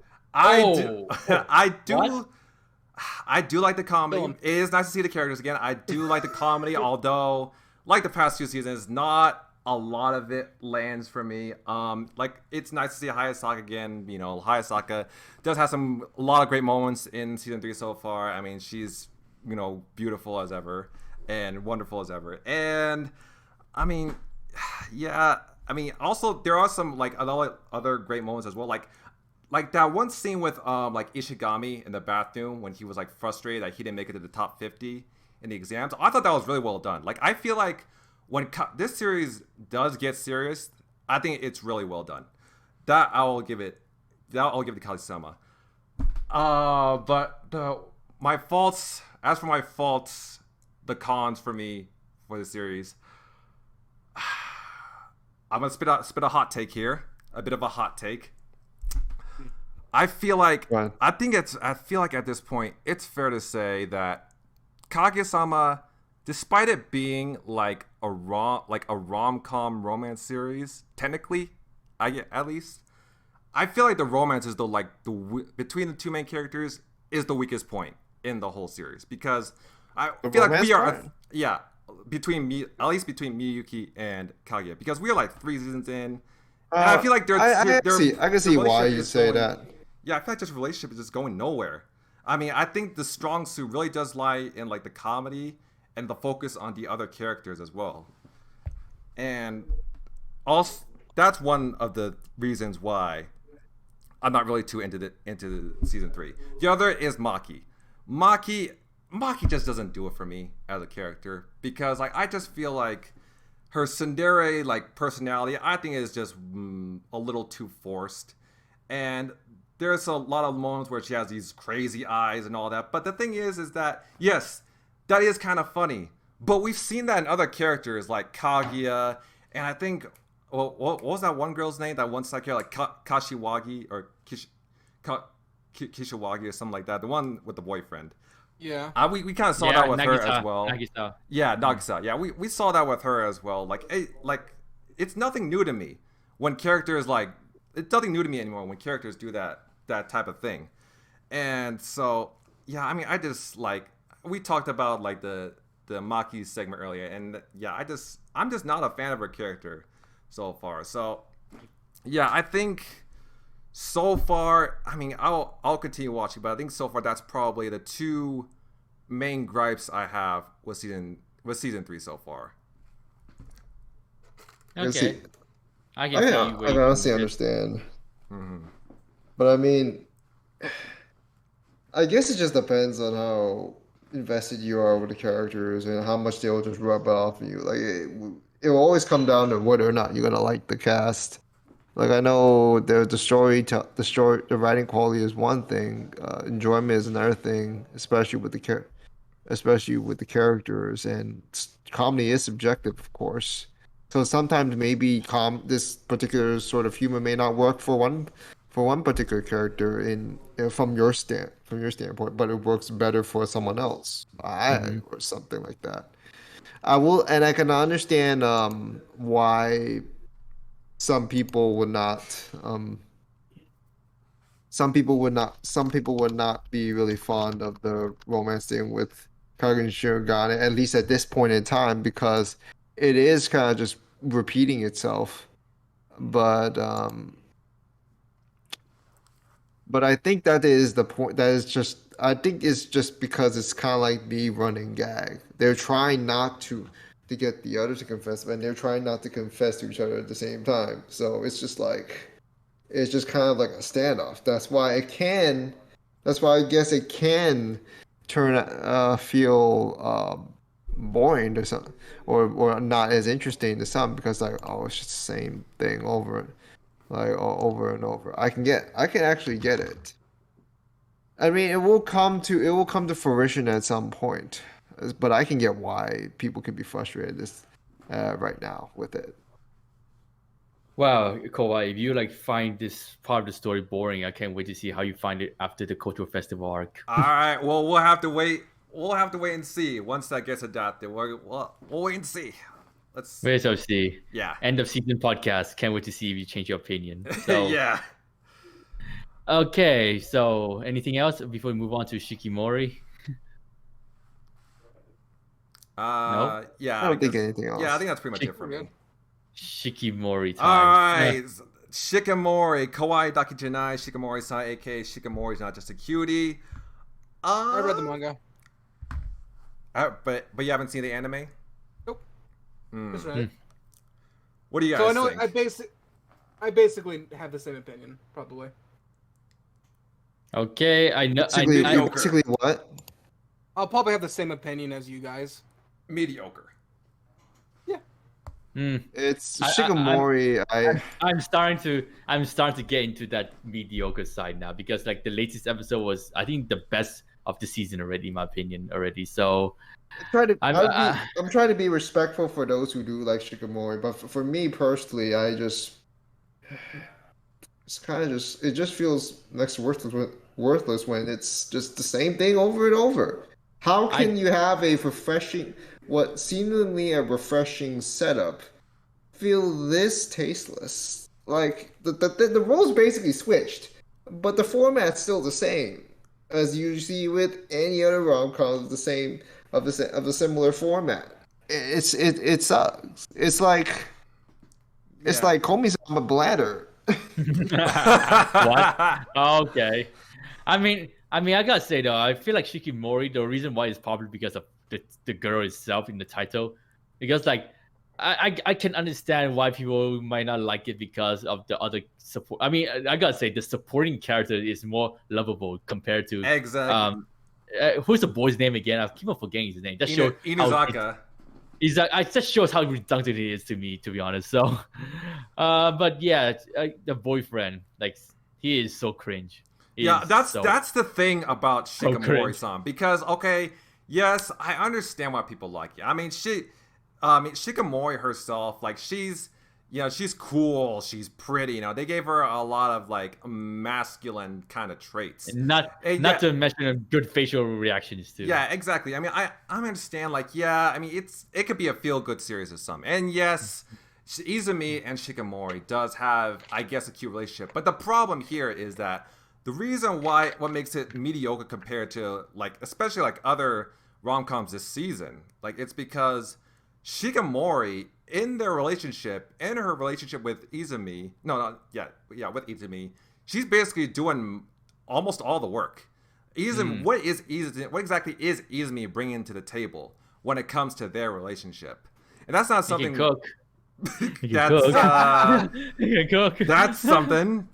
That's something, I guess. But yeah, that's probably what makes their relationship so bland compared to the other couples this season. And they're like top 5 couple for this season. I was like, they're number one they're still number one somehow, which irks me. Like how? Oh yeah, fam? they're still number 1. Oh shit. Oh god. Honestly, at this point, I'm inclined to, fam. Honestly, at this point, I'm inclined to believe that Shikimori isn't even the best girl in her own show. That title might go to Hachimitsu. Oh yeah. I'm just waiting for his mom to commit NTR. NTR. I think she kind of already is. My god, the mom. Doji Riders, make it work, fam. The mom. I'm waiting. Oh, you know what's gonna happen. The mom, I get it that she's very a lovely mom, but then when she was with Komi and the cat Did year, you see her husband? Of course, she would think about committing it. It's so sad. Oh my god. It's so sad. Jesus That Christ. is no. Oh, rest in real. peace to all the older men out there. Oh man. Oh Real, God. chill, man, chill. I'm just saying, man. Like, it was just right in front. I mean, that's not my fault. It's just right there for us to see. Oh my god, I could have just can't. had someone else, just a normal looking dad, but no, you got to choose him. Why? But still though, I find Shikimori's boyfriend. Yeah, I'm not gonna say his name. I keep on forgetting his name now. But Izumi, yeah, whatever. Izumi, like, seriously, I get it that he's a very adorable boyfriend for Shikimori. Like, he's so reactive and stuff like that. Like, dude, those reactive faces is just like, every time I see he does that, it's like, cringe. Even I cough of not saying that. But yeah, I gotta say, Shikimori is a carry, man. You cannot like the show other than Shikimori. I cannot find any other reason why people like the show. The side characters. Yeah. Unless the manga reader said, "Oh yeah, later in the season we get to see maybe some incredible dramatic stuff happening between Shikimori and Izumi. Like maybe Izumi, something happened to him, and Shikimori show her how to say badass side. Maybe that's what people are excited about. But so far, all the current trend I've been seeing is that Izumi just say something cute. Shikimori blushes, and act very cool, protect him from his bad luck. His friend coming to support. We got some random spin-off backstory, wherever, man. So that's what I'm seeing every episode right now. So what are you about to say, Ryu? I forgot about what was. Something about later in the season? Actually, didn't the opening show a scene where they show Shikimori's backstory? I'm still waiting for that. I'm still waiting for that backstory. Could somewhat save the anime, I guess, but I doubt it's gonna do that much. How far is it? Difference. How far is it to the chapter? I don't know, because they apparently the animes did not start out with them already in a relationship, from what I remember. No. Okay, no. The manga did not start with them. Like in a relationship already. They had them early, but not like from the jump. The anime already has them in a relationship though, so it's just weird. That's already a mark for me. Like the fact that you already just start them off like that. Like I can forgive it to a point. Like if there was a reason to just show him, like if there's a good enough reason to show him just starting off like that, just like how, in Idol Masters, in the original Idol Masters already have them already together and as a group, which makes sense because you want to show their sort of daily lives, like how they go about things. But with that, but in a totally different situation with Shikimori, and it does, having them in a relationship doesn't make sense. It's just like, oh, you're just seeing them do whatever, and just Shikimori just being Shikimori, being Chad girlfriend, and what else is there? It's just like, it's still enjoyable. I can still see people enjoying it, like because of how the usual slice of life rom-com hijinks. But for me, I can't find, like I'm very disappointed, really disappointed. I don't blame you, to be honest. Like, I don't even think the whole thing. I don't even think the whole delay, the whole issues with Don Couple where it had to temporarily close because some staff members got sick from COVID. I don't even think it would have mattered. I thought it was supposed to be canceled this season because of that, but nope, they keep on going.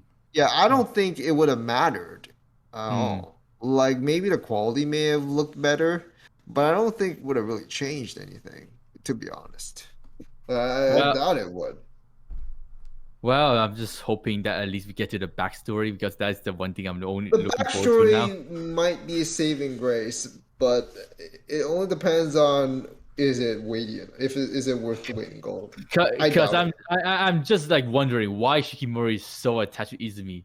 Like, did he do something to make her love him so much? Okay, so to be fair, I read the manga, but it's been a while since I've even touched upon it, and it's been like it's sort of it's that sort of format where you just literally kind of just forget what happened from previous chapters because of how perpetual it is, sort of it pretty like the story is. It is episodic after all, so I can't blame you. So it's not totally episodic, like with the Tanagi-san manga, but yeah, it's that sort of thing.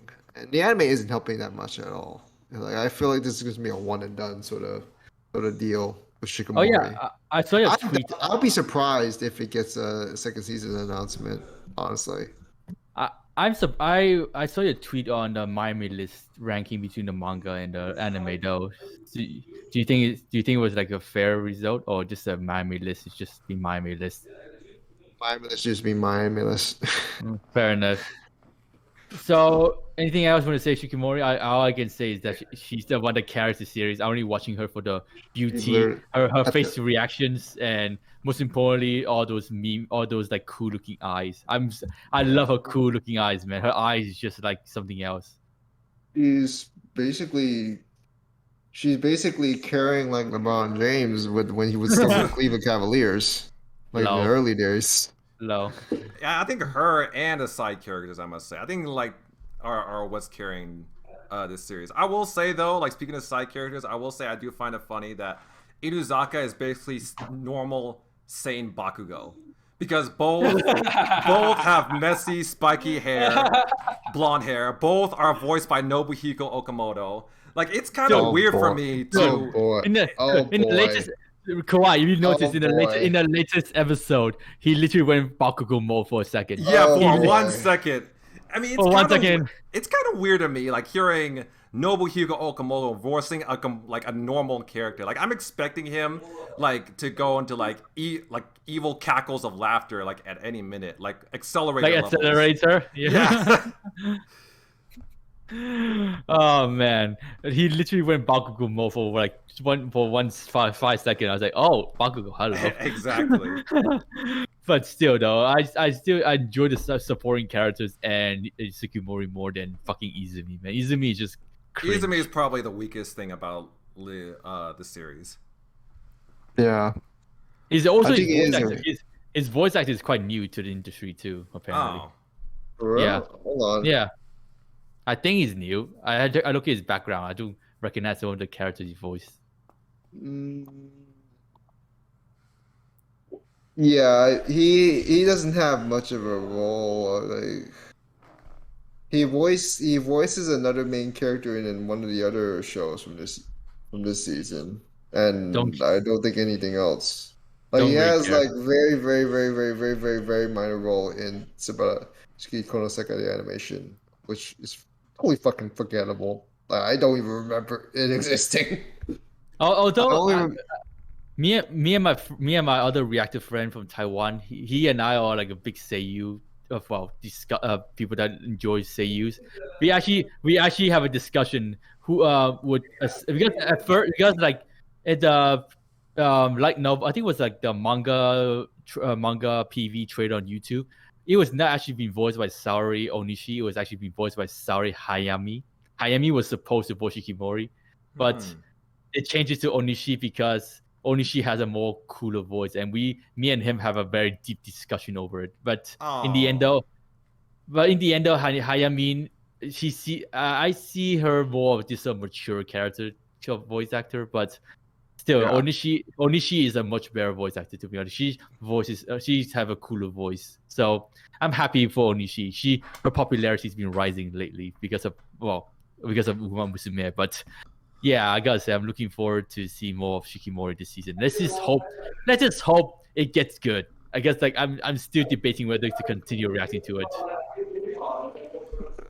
Yeah, that is an interesting discussion because I feel like Saori Hayami, she's more fitted to like the more like introverted type of girls, so yeah, I can understand why I think Saori Onishi would be better because she also brings like the a cuter side to Shikimori's like personality, so I understand why they might pick her.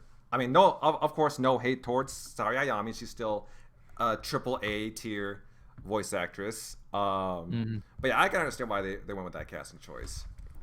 But yeah, what's the next one on the list? The next one is Komi Can't Communicate Season 2. Are any of you guys watching Komi Can't Communicate? Nope. I am, but I'm just there. There isn't much new things I want to say about it other than the fact that Yamai continues to be fucking annoying. Hey, well, at least the latest episode, you can kind of confirm that Komi has feelings for Tanano-kun, so that's something, I guess.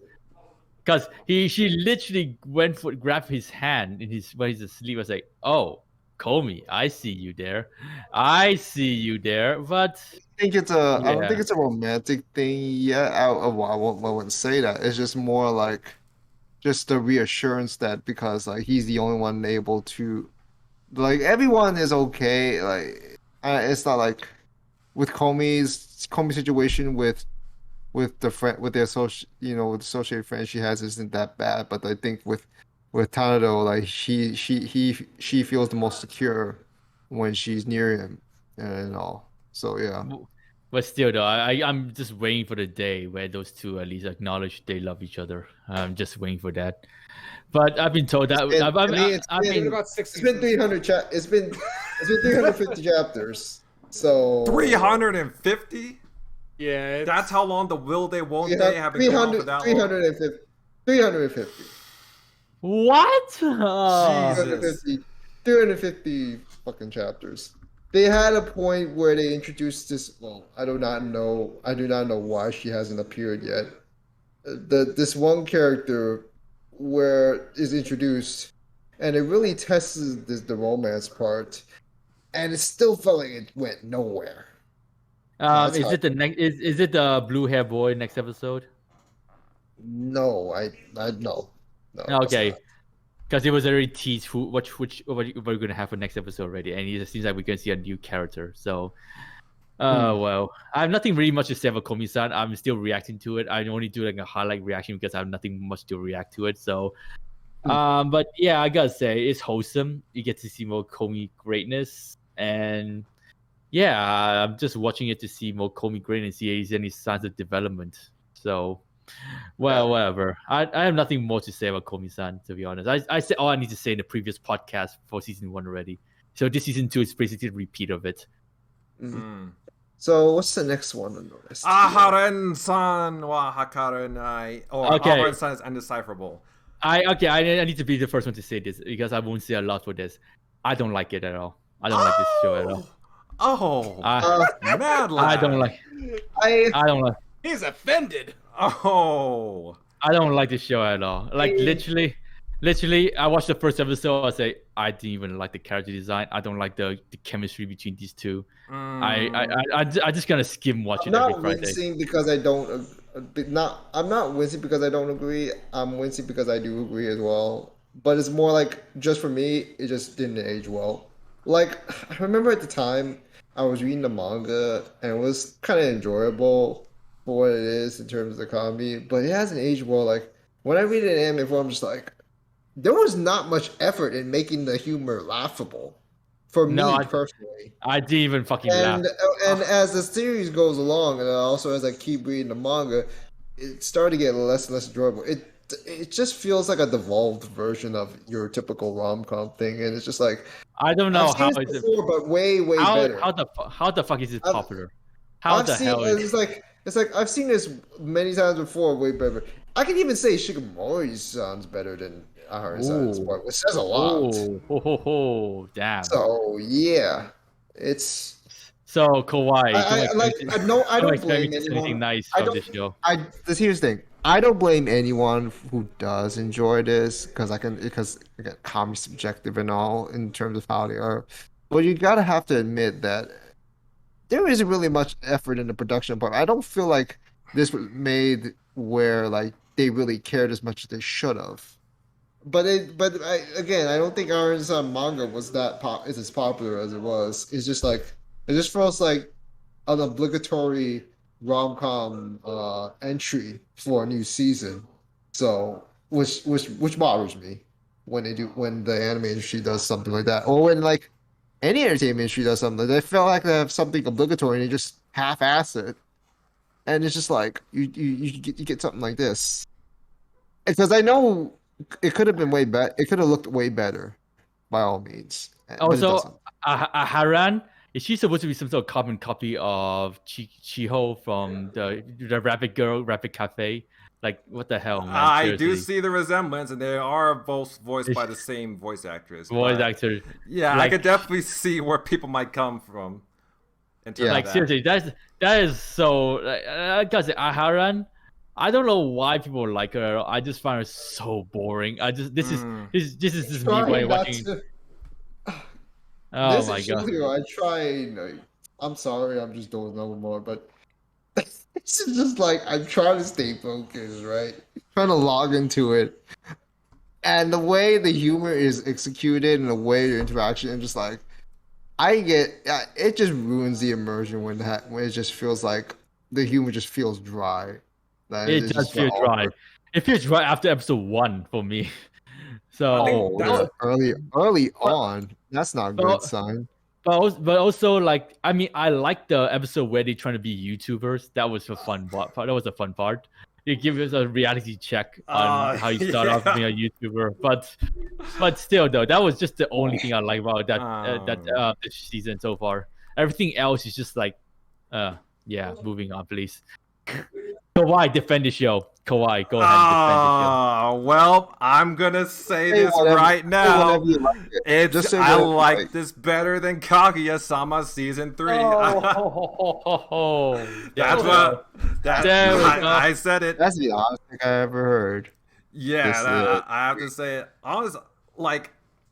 I think the dry humor in this series, I think that is like that is what I think that is one of the best ways to describe the humor in this, the comedy in this series. Like, it's a lot of dry humor, and honestly, I think it does click. It just clicks for me, and I'm not really sure why. I mean, I guess it's because, like, compared to Kaguya-sama, where I already have like high expectations when it comes to like the comedy and the other stuff.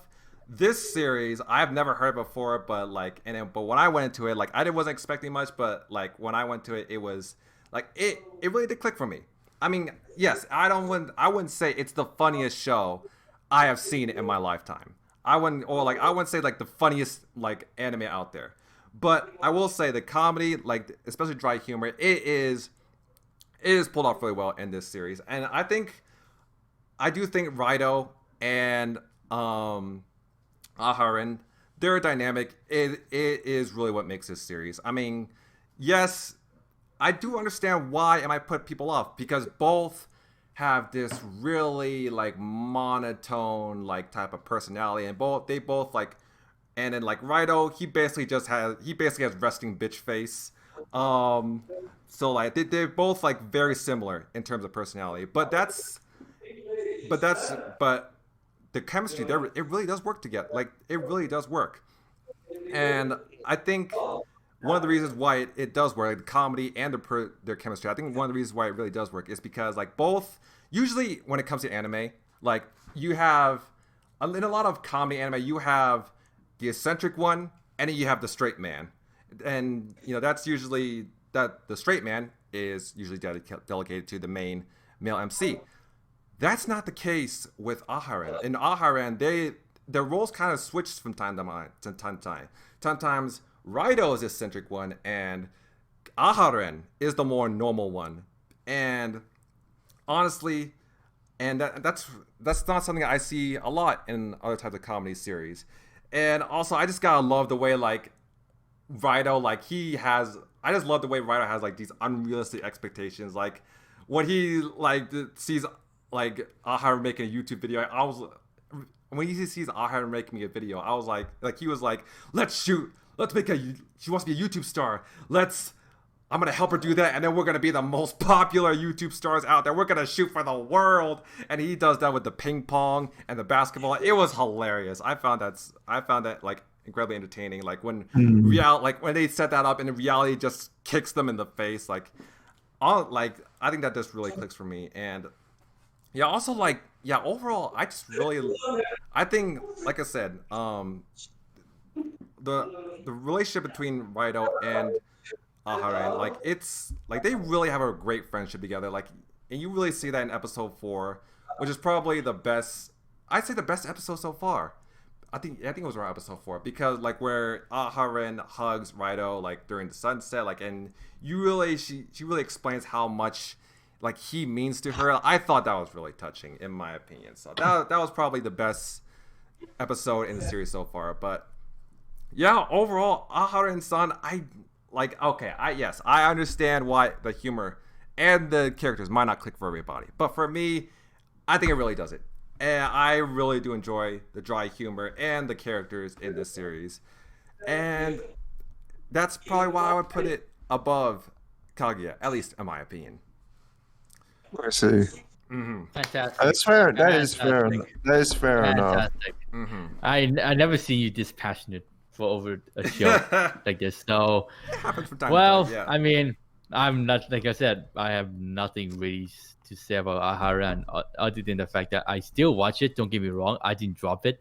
I was actually thinking of dropping it, but I didn't drop it. But I can understand where you say about the comedy, because like I can see they're trying to be funny in some moments in this sort of like this past 4 episodes, but also sometimes it's this stuff I've seen so many comedies done before, especially some of the older version of comedies in the past. I was like, yes, but it's not clicking for me. So like I said, it doesn't suit everyone's taste. But for me though, I just watching it just to see, like, will they have some sort of interesting stuff happening to them? Like when I say that, like something dramatic happens, I guess, because so far it's just like those two just having fun every day. But I'm just waiting for something dramatic happens.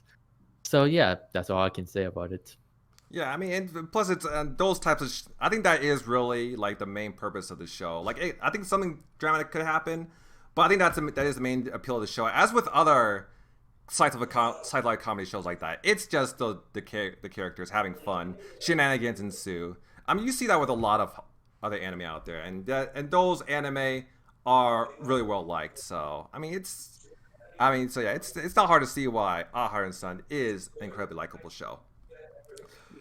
But yeah, I think that about does it for Aharen-san, right?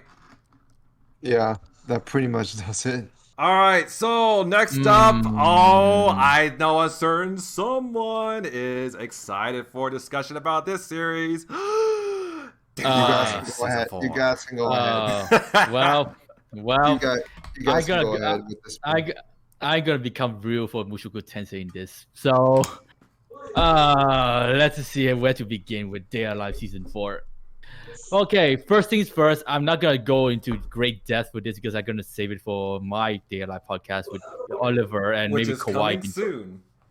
Yeah, I'll be coming soon. Kawaii can join in too. You can find the time slot for it. But but before that, I'm planning to do a separate podcast for Day Alive because that's where I can go more into depth why I find Season 4 the better adaptation compared to Season 3.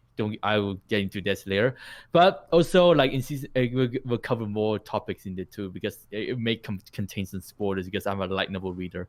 So yeah, Day Alive Season 4, 3 years since the atrocious Season 3, and I gotta say Season 3 left out in a very bad taste for me as a light novel reader because like when I read Volume 12. They cut out so many scenes that made me so worried for Season 4. Because I even thought that Season 4 is not even possible because of how they dealt with Season 3. Yeah. The thing is, JC staff did not want they didn't even want to handle it in the first place. The same thing with how they didn't want the One Punch Man hand, but it got dropped into their hands and just like. Oh, we're gonna come up with something. You know? I'm surprised Geek Toys never came to Day Alive 3 years ago. Oh wait, they never really like that. I don't think they were really relevant until recently. I think Plunder is the one that give them the spotlight first. So yeah, Plunder. It's kind of funny. They're not really known for amazing look. They're not really known for as a work. It's just more like with Day Alive. I think this is their best thing. No, actually, the thing about Geek Toy, they did not go straight into their lab. They did a trial test for Day of Bullet. Day of Bullet came first before Day Alive. I watched two of the movies for Day of Bullet. I gotta say, they make Kurumi a lot cuter than Season 3 by 10 times. Well, nothing can ever beat the Season 1 character design, of course, but you can say Geek Toys, they did like a trial test for Day Alive by animating Day of Bullet. I'm not sure how you guys watch it yet, but I only watched the first Day of Bullet movie. Oh, then you are kind of spoiled for this season then because this season. Wait, what did you watch? Day of Bullet. Day of Bullet is basically. Wait, Kawaii, you say you watched movie 1, right? Yeah, it was the half an hour one. It was like I think it was Nightmare Queen. Was that the first one, or was that? Yeah. You did not watch the second one, right? No. Okay, good. You're safe on spoiler then. You're safe on spoiler because movie 2 kind of spoiled the season for the final 4 episode. Because I know this so far, because like I'm part of the anime community on Facebook on like 4 or 5 groups, right?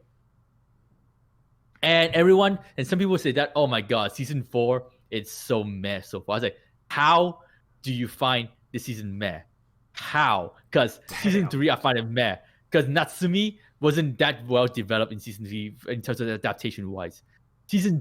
season 4 in just 2 episodes made Natsumi respectful again. They saw how she worked so hard for the team. That was a question. It was so questionable what they did with Natsumi's character in season 3. Like trust me, it just felt like not, so it's not well done. It doesn't feel like well done.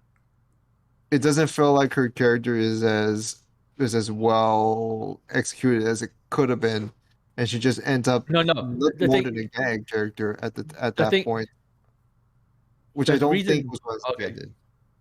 The reason why season 3 the Natsumi character wasn't fleshed out that well in season 3 because they cut out some contents that can't build up to the episode 4 and 5 where she got kissed and sealed her power. But let's just say that they cut out a lot of scenes that build up her character in season 3. But in season 4 though, the scene where she literally worked hard for the team, that is something I was looking forward to when I read the light novel, and they adapted it. I know they cut out some stuff in between, like how they struggle with the manga and stuff like that. But to be honest, though, those can be added in the BD. So, yeah, so I can see what people say is boring because the Nia's arc, people was expecting, well, especially light novel readers. Because many light novel readers were kind of disappointed with how less bloody Nia scene was when she turned inverse. But I say, yeah, I mean, I can understand that, but it's done quite reasonably well when I read. I mean, there are some stuff that I was expecting to be added in the anime, but still, though, they did quite a good job with Nia's inverse scenario, especially also introducing Artemisia into the series now, because like Artemisia, especially in this next episode, which will be coming out tonight. She is gonna be a very interesting foe for them to deal with, especially the fact that she is like the top 3 strongest wizard in the day life world too. So it's gonna be. I'm quite intrigued to see how they nail her fight scene in this next episode. But yeah, going back to Nia's arc, Nia when she introduced her as a character, I gotta say, they fucking nail her voice, man. Like, oh my, I was so worried about the voice actor when she's gonna voice Nia, but she literally gave Nia the sort of personality that I was hoping to see in the anime, and they did an amazing job with, especially giving her this sort of like old person vibe to it. Because Nia, I can tell you guys this, Nia, she's the second spirit, and that pretty much shows how far she goes in terms of her age and her mindset too, and of course her personality as a weeb.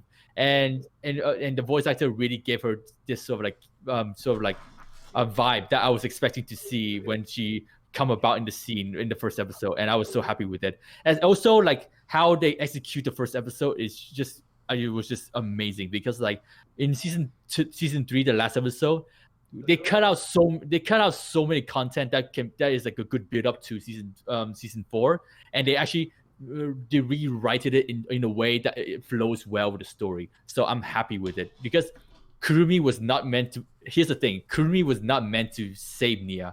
Kurumi was to interfere with the experiment, and Nia escaped herself. But no, Kurumi was the one to save Nia and allow her to meet with Shido.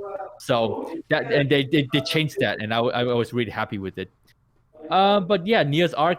Yeah, I can pretty much just see them trying to find ways to make her heart doki. The manga setting part was fun too, but the part with the inverse is just like, wow, very well done, man. They really give us this sort of like this sort of vibe that things are about to get real now with the story, especially with Westcott gaining Nia's power. That scene though, I gotta say for myself, is the point of the story in their life where things are about to get really good now, because like season 1, season 2, season 3 was more so providing hints what to expect for the final like 7 volumes of their life, and now we're on to the you can say season 4 is now building up to the end game. Season 5 and season 5 and season 6 is where trust me, even you will find it quite like shocking how the story would turn, because like season 4, depending on how they handle the final 4 episodes, oh man, you guys are so. Does it have to do with the first spirit and some connection? I'm not saying much for that. You just have to wait and see. But I can take it as the final 4 episodes of this season gonna blow your mind away, man. But yeah, also I forgot to mention about Mukuro, like the past 2 episodes. the past 2 episodes is basically one volume already, and now in this new episode they're moving on to a new volume, which is the real Mukuro arc. The first one was more so introducing Mukuro and stuff, and just showing how Wesker uses Beelzebub, basically carry on from where we left off from episode 3, showing that he's not just staying standby. He's just making his move already. That's what I like about the flow of the story for volume 14. But now volume 14 is over with the fairy tale part over, and like I said, the fairy tale part was fun. But but that was basically the most mediocre part of volume 14. I'm very glad they condensed it into one episode. So that this episode, the tonight of course, is where we're gonna see some real shit happening. So I'm just so happy that we can finally move on to the second half of the season is where the real fun begins now. And I can't wait to see Kawaii Oliver reaction to it, because, dude, seriously, Mukuro, she may seem like a very kundera girl. You guys are in for a shock, to be honest. You guys are in for a shock. But yeah, as a light novel reader, animation-wise by Geek Toys is just fantastic, man. Absolutely fantastic. Like, I couldn't phrase it even more, man. Like I can spend a whole day talking about how amazing Geek Toys adapt Day Alive compared to fucking JC Staff, but I'm just gonna save it for the Day Alive podcast. Yeah. So Kawaii, what do you want to say about it?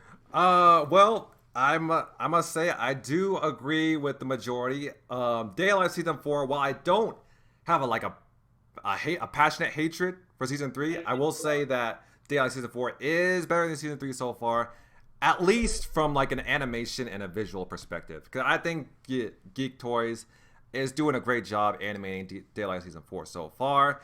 And honestly, I'm Day Alive, I'm just really enjoying season 4 so far. I mean, it's Day Alive. I mean, we get this. I mean, it's nice to see the girls again, especially my girl Yoshino, and she has quite a few cute moments so far in season 4. And it was nice to see like the others too, like Toka, Origami, Natami, Kaguya, Yuzuru, etc. And I will say, I do like the two new spirits so far, Nia and Mukuro. Nia, I will say, she is definitely shooting up the best girl rank so far for me. I really like she was only I really do like her so far. Like, she's my top 3 actually. Yeah. You know. I could definitely see that. In fact, she might be my top 3 as well. I mean, I really do like her mature, like tomboyish personality, and I do really like her voice as well. So yeah, I do. So yeah, I really do. Nia is an incredibly likable character. And I know Yoshino's your number 1. Who's number 2? Kurumi. Oh, okay. my you guys know Kurumi's number 1, but number 2, I'm just gonna say her name here, but I'm not gonna tell you who she is. Tenka. Tenka is my number 2. I'm not gonna spoil who Tenka is, but yeah, you can say Tenka is my number 2. Yeah, I know Natsumi used to be my number 3, but like sadly, I wish we could see more of her adult form. If we see a lot more of her adult form, then yeah, she would be in my top 3. But you know, normal lowly Natsumi is fine. She's normal lowly Natsumi is great and all. I will say, speaking of that, I did enjoy the latest episode where the Shido and the spirits basically went to fairy tale land. That was a fun, like, kind of like fan service, like filler type episode. It was a filler episode. Yeah, it was a filler. Yeah, but it was definitely a fun like filler type episode. I remember I joked during my live reaction to episode, like I joked that Isaac Westcott did nothing wrong, because like by him setting them to like that fairy tale world, like we got Natsume in her adult form again. We got Yoshino in these cute outfits. We got the rest of the spirits in these like awesome outfits as well. And we got Chad Shido as well, like a Chad version of Shido, like the story like version, like manga version that they developed of Shido. Actually, I have a theory regarding to Chad Shido, and my theory could be would play a big part later in the season. But yeah, I can say Chad Shido. I think there's more to his character than just a character from the manga they drew. He could be someone else. So yeah, that's all I can say. Yeah, I think that is a running theory that I've heard about him. So but still though, I'm not gonna say much though, because Because I want to see how you guys react to the next 3 episodes for Mukuro, because Mukuro, man. When I read this part in the light novel, I was like, okay, Mukuro, I can see why I may not like you. So yeah, that's what I can say right now. Okay, well, that's definitely got me speculating. But yeah, Wait, is it regarding the recent episodes or the episodes coming up? No, the next 3 episodes. The next 3 episodes. Because the next 3 episodes will be adapting Volume 15. So, but Volume 15 was quite a read, I would say. Was really quite a read. But you guys are not ready for Volume 16, the final 4 episodes of the season. Does it have to do with Merkel's like very, very averse personality or something? Or does it have to do with something else? You will see. Wait, do you read the light novel or do you? No, I'm just guessing right now. I would say what you see in episode 4 is not what you see in this episode. So, yeah, that's all I can say.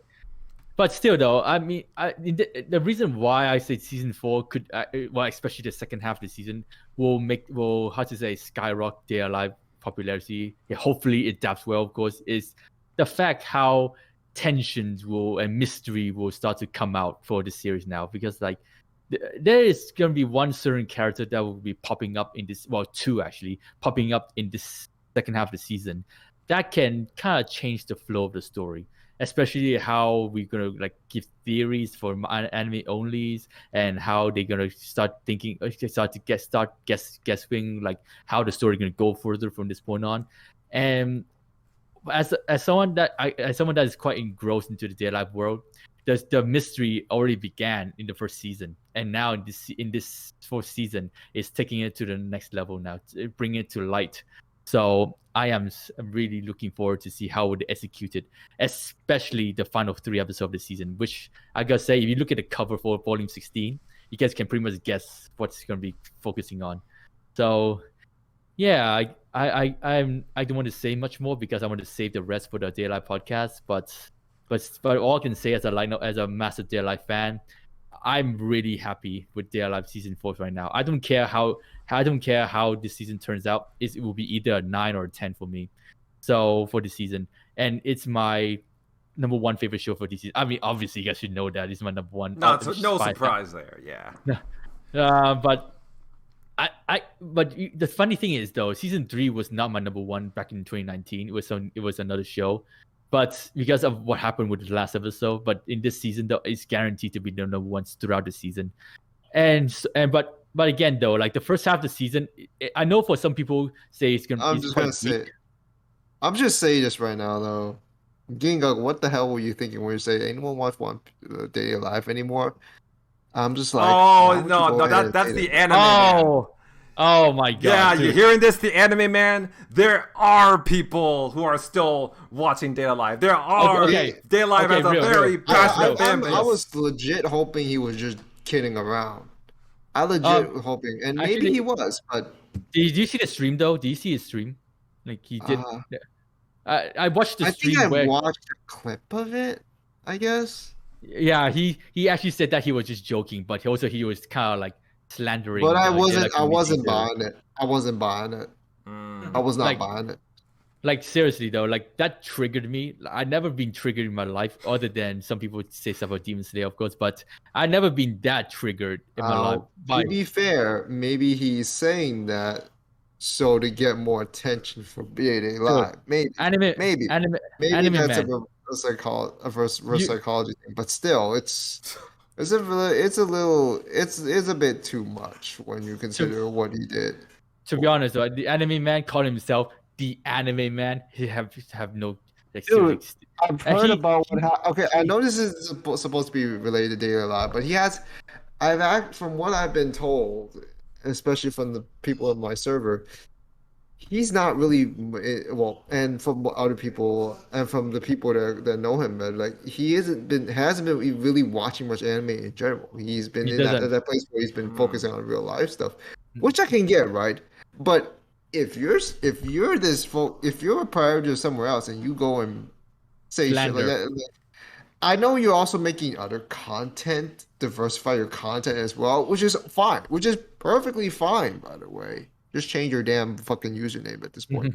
But the thing is, don't say something like that when you're really just out of the loop Exactly. with everything in general. Yeah. Exactly. I'm just like, following a few shows doesn't mean following a 1 or 2 shows per year isn't say you're in the loop enough to say shit like that. I'm sorry, you don't. Like, even if it's joking around, like you should have known better than starting shit like that. And sadly, he had some pride over saying that.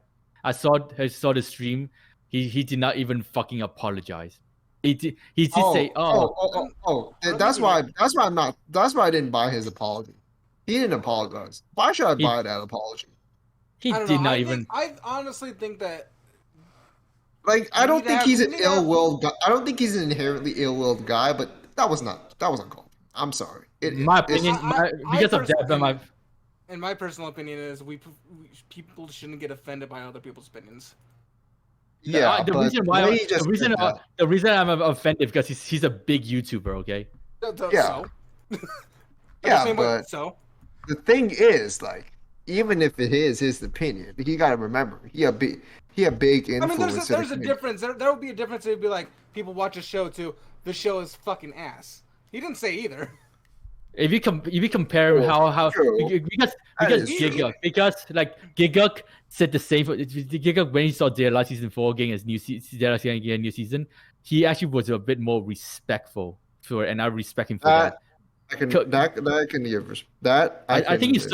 I think you saw my clip that I put in my channel, but yeah, but anime man, the way he goes about it, just like, dude, that I know. I bullshit. saw it as a joke. I mean, I know it's hard to tell a joke from the internet, but everything about it screamed joke. So yeah, but still, no, I'm not. But also part of it comes from a place of ignorance, because like I generally think he doesn't think like Data Life has a big a fan base as it has. He has no idea. Yeah, and I'm pretty sure like he knows, like, whatever he says, whatever jokes or opinions he says, he knows he's gonna get some kind of like support behind it, considering how big his fan base is. Like, he knows everything he says is gonna get support. Trust me, if China saw that, China will be getting his back, because Their Life is actually #1 most popular show in China. It's really popular in China. Yeah, that's surprising. The game. I mean, China, all you have to say is the president is Winnie the Pooh, and then you'll get killed. So. The game. China's a little bit, the Their Life game was actually developed in China. So. That's surprising. How much did they censor? Not a lot though, but yeah, but still. I don't think there was anything needed to be. Well, okay, they didn't really. If you're thinking about it, they actually didn't really censor that much. But still, though, considering how prudish and conservative China can be. So if China saw the Anime Man clip on YouTube that I saw, they will get so triggered. Trust me, and they will go after his neck. I don't think it got enough attention for China to be like, okay. I don't think it did. Like, I understand where Mom's coming from. It's an opinion in the end, but you got to know where he has to know where he's at. He's one of the bigger anitubers out there. You got to realize, like, when you say something like that in public, somebody's gonna say. A lot of people are not going to take that really, really well, regardless of whether or not it's an opinion. His word has more impact than mine. Okay, that's basically the difference. But it still comes. Doesn't matter if he's more right or wrong. There's an impact there. Just saying. Again, it revolves around the discussion of was what he said defamatory? No. Was it just a joke? I mean, I saw it as a joke. I don't think that we should. It's just that it was uncalled for. I don't say if he said, like, I'm not saying he's inherently ill-willed with that. Like, in the end, he was joking around. Like, even though it's like, but if he said something more serious, then we'd be all be jumping on him. Like, he would never be forgiven. Like, if he said, he could have said far worse. Imagine imagine the anime man slander Mushoku Tensei. I do wonder how you would react. I think Rio is probably. I would just point out. Oh, I would just be like, what? It was like, what you up to, fam? Like, Yeah, you know how I feel, real. You know. just like, oh, just say something about Shokei Shoujo, just randomly, just want attention. Okay, what you at, fam? What you at? What's your So yeah, address? Ramen. It's not that it's not that the fact that I absolutely hate him now. It's just that because of his status and his background, and of course his following, it's just he has more impact. So that's why I was a bit. I mean, triggered he about can it. come out straight up, looking me in the face. I'm like, and he's not gonna know who I am. Just be like, hey, yo, is a piece of shit, and I'd be like, fuck you, but that's your opinion. Like, I would say the reverse. It's just one person. At the end of the day, we all come down to it. We're all gonna die. We're nothing important just because someone has a different. It's the entire world. There's 8 billion people in the world, however many. Not everyone's going to agree on the same thing, and just because someone has a bigger following, it's not going to change your opinion on the show. Now, if you guys had the same opinion, sure. I asked I think I asked my sister, like, do you know about the Anime Man? And she's like, no. No. Wait, is she big on anime too? In a way, she loves Spy X-Men. She Oh, really does. Good. And she also doesn't like slander, but the dumb slander behind it. It's just like, how do you hate that? How do you hate a show like that? There's no way. But yeah, it's just like, nah, not everyone is the same. And probably doesn't make a point. Like, in the end, he's only one of 9 billion people in this world. In the end, just a lot more vocal than the majority of us. If has more anything. impact with his words. Yeah. Oh, I mean, I'm pretty vocal on things I don't like. Yeah. It just depends so am I. who's gonna listen with the audience, Right, and, yeah. and he's I mean, I will say, you gotta be lucky to be in this place too. So I'll give him that. But I mean, does it mean he's totally justified in just joking about it? No, there is a point where, like, yes, it's an opinion, but you gotta know. You can. It depends on how loud that statement's gonna end and how it's gonna echo.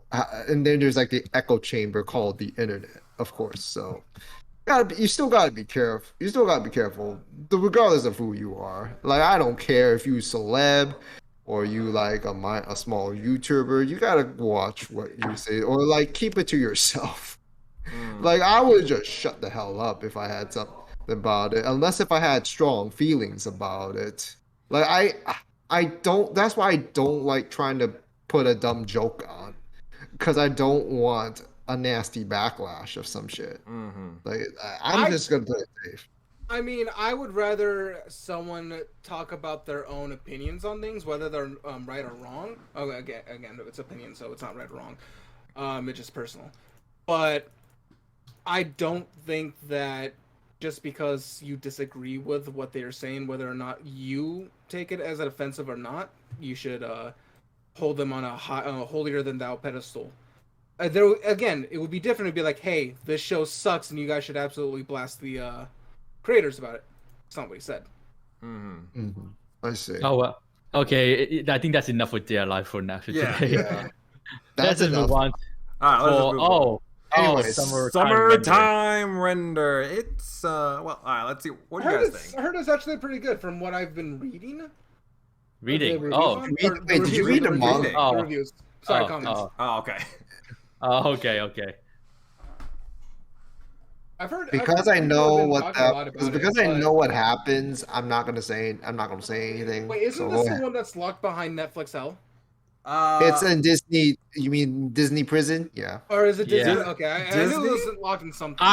I did not know Disney does anime now. Wait. Like, what the fuck? Yeah. I know. We have to rely on fan subs for this show, but Disney? Yeah, I know. Wow. I know. So we get right? it much later than in the day than we're supposed to. Thankfully, it's not Netflix. Otherwise, we have problems. It's already bad my enough. God. Yeah, Disney, still- bro, when are we gonna Like- get Shinpei for Kingdom Hearts? When are they gonna open up a summertime render attraction for Disney World? When are we gonna fight shadows in the Disney castle? Kawaii, they will not because it's bloody and creepy for kids. So if I'm okay, so you're telling me now that Disney's gonna go anime. So when I go to a Disneyland, am I gonna start seeing anime figures now? Maybe. Am I really gonna- See really gonna Ushio see I mean, in as a long one. as there are 18 ones, just for because it's Although real, they are making their own anime original show, the villain thing, whatever it's called. villain thing. Oh, is it? Oh yeah, Disney's Twisted Wonderland. Yeah, that one. Yeah, Oh, yeah, they're making that one. Yeah, I was interested in that. I want to see what's gonna show, like what it is.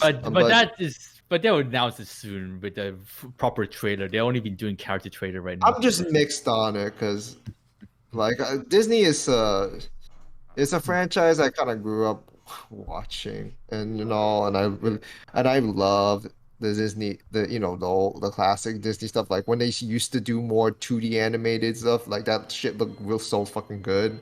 Even if the story is kind of predictable, cliche, and all, it's nothing particularly complex. Like it's still so much fun. So and when they stopped doing that, that just kind of broke down my investment into non-anime shows in general. Like like I'm sorry, that's when that stopped being the thing. Like Shrek and Kung Fu Panda kept me around for a bit, but after that, I was just like, I don't know if I want to keep watching these sort of shows anymore. That's the You're sort not of thing. into So real, you're not into Let It Go, Let It Go. I hate No. it. Please don't say it. So frozen. Don't That's fucking so sing that. 2012. Don't fucking sing that shit. Don't fucking sing that trash ass. It's piece of almost shit. as bad as Baby Shark, but Oh man, It's almost as bad as what? Baby Shark. Oh Oh. man, I pity all the parents back in the 2010s. Oh well, I'm not let's even just a go. parent, and I pity me. Let's just go back to summertime rendering. Yeah, So Yeah, you guys go ahead. yeah. Wait, Kawaii, are you watching this? Yeah, I am watching it, and I understand why some people would like it. I mean, yeah, it does. It does have some good suspenseful elements, and it does kind of keep you wondering, like about about these shadows, like why Shinpei has the ability to basically respawn or like rewind time, and why why the shadows are doing this in the first place, and especially everything that happened in the last episode 5. I understand why it could be intriguing for some, but honestly, we talked about this before the podcast, but for me, I don't think I can put this in my top 5 either, because so far, like, it seemed like one of those shows where like they keep piling on more stuff, like they keep piling on more questions, even though the questions that we still have aren't answered yet. Because in the last episode, it was revealed like, oh, we got this big ass shadow that's like commanding like all the other shadows, I guess, and then we have all those people dying at the summer festival, and then we see the girl in the red light up in the sky, and then we see also at the end of the episode we see Ushio, who I guess is not actually a shadow, but she also rewind time. She's also back in July 22nd. She is a shadow, but she doesn't act like a typical shadow for some fucking reason. I guess that's it. I guess that's the reasoning. That's why I let you guys speak first. I have so many fucking issues with that, and what is one of them? Yeah, that's why I keep saying that's why. And I know it's because I'm impartial because I read the manga, but the anime just makes me remember why I didn't like it in the first place. There's just a lot of things, don't get like, if you like it for what it is and how the suspense, the mystery, the whole atmosphere, the terrifying moment, the horrifying moments and such, I get it. But it feels so convoluted, in my opinion, because already we're getting way too much fucking content, questions all over. Not enough is getting like I know you don't want answers right away, but when you're piling them up in such a way where like, okay, are you going to be able to handle all this shit by the end of all this? And I know the answer to that already, but I'm not going to say anything. But it's so troubling. Like it's already a lot of red flags, and there's just like a lot of just just things that don't even like even if you can try to get an answer, if you can't get an answer, like so far, like there's a lot of things that just don't like if you can't answer them, they don't feel like will add up. Like how is Yushino just acting on her own? How is like what how is it that how is it that Shinpei has this well this might be sport well did you y'all up to date? I know Ramen's probably not. No. But how did Shinpei get this? I mean, well, this already revealed that he's heterochromatic. Why is he heterochromatic and has this special eye? Was it why? How did they know about him having something that controls time? Like how? There's too many questions. Mm-hmm. Too many fucking questions. And that is the best part of the series. That's the best part of the series. Also something that can bring it down. If they cannot answer them all properly. I mean, seriously, I'm enjoying this so much. It's a letdown. You can enjoy it at the moment, like if you're okay with not enough questions being answered, that's fine. I mean, you can still have. Go ahead. Finish it. Okay. The thing is, you can get away with some stuff that where some plot points don't get answered in the end, because in the end, in the long run, it may not matter that much. But if they matter most to the story, like with a certain fucking series that I'm not gonna bring up again, then you have a problem. Then you cannot just say you cannot just pass it off. That's not you. That's where I feel like the writing just fails in that area. Will it completely ruin the series? Maybe not. But when you can't, but the thing is, it's supposed to be a mystery, right? So you have to answer as much stuff as possible, at some point. Not try to answer them all at once either, but as as steadily as possible. And there is points where it is trying to steadily answer some things, like how Shinpei's timed, return by death. Return by death. His version of return by death works. I was like, that's more. Are we talking about the same show? Yeah, except that this is more like he doesn't have a set save point.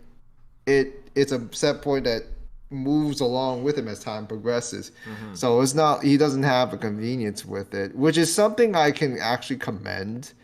That he doesn't have a true a secure saving point for when he has to go back.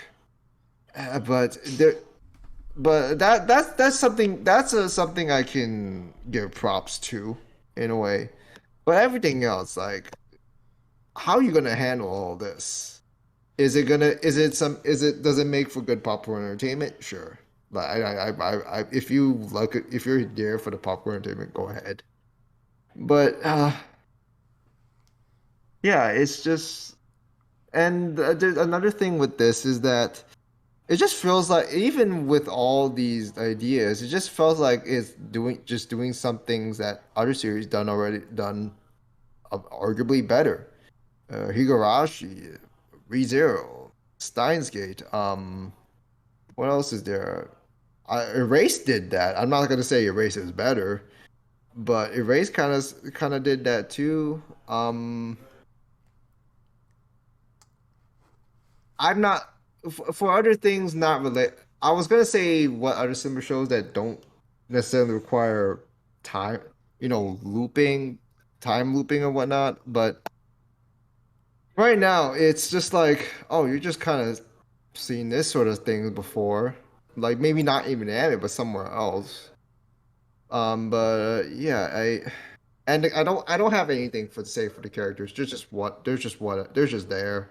Shinpei just has this. Shinpei just has his power, and Ushio Shao is just a weird, but it's just a weird anomaly. Like, there's just so many.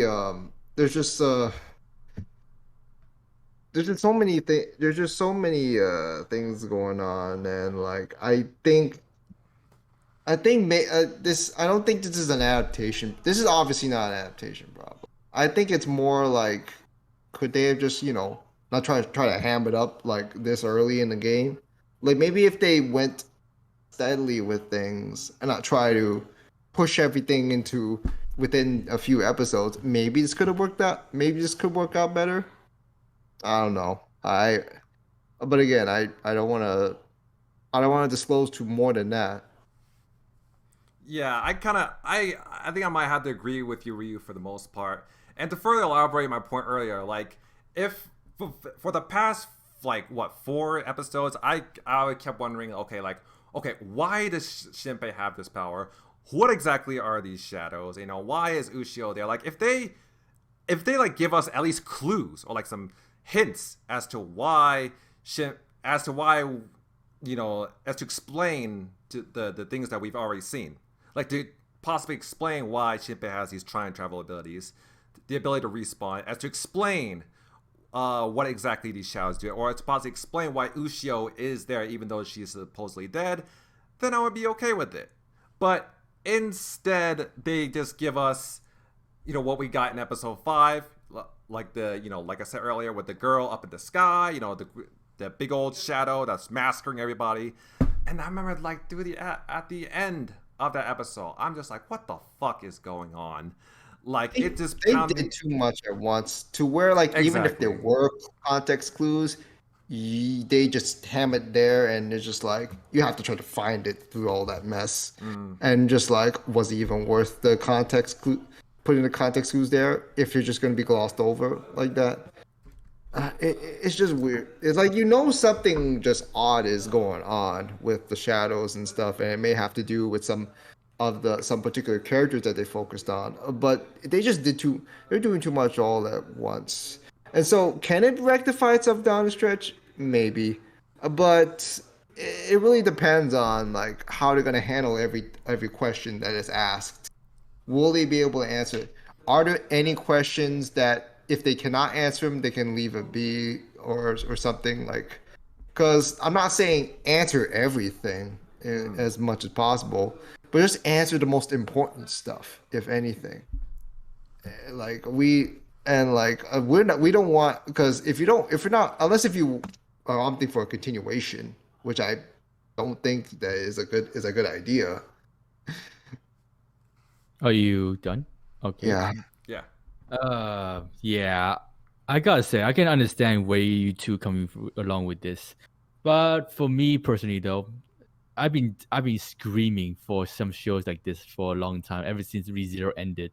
Like, I know you guys are like, oh, it's been dragged out and dragged out and dragged out. Remember, there's like Zero in the first season was also like dragged out. Well, there's deaths happening here and there, but not enough stuff being explained.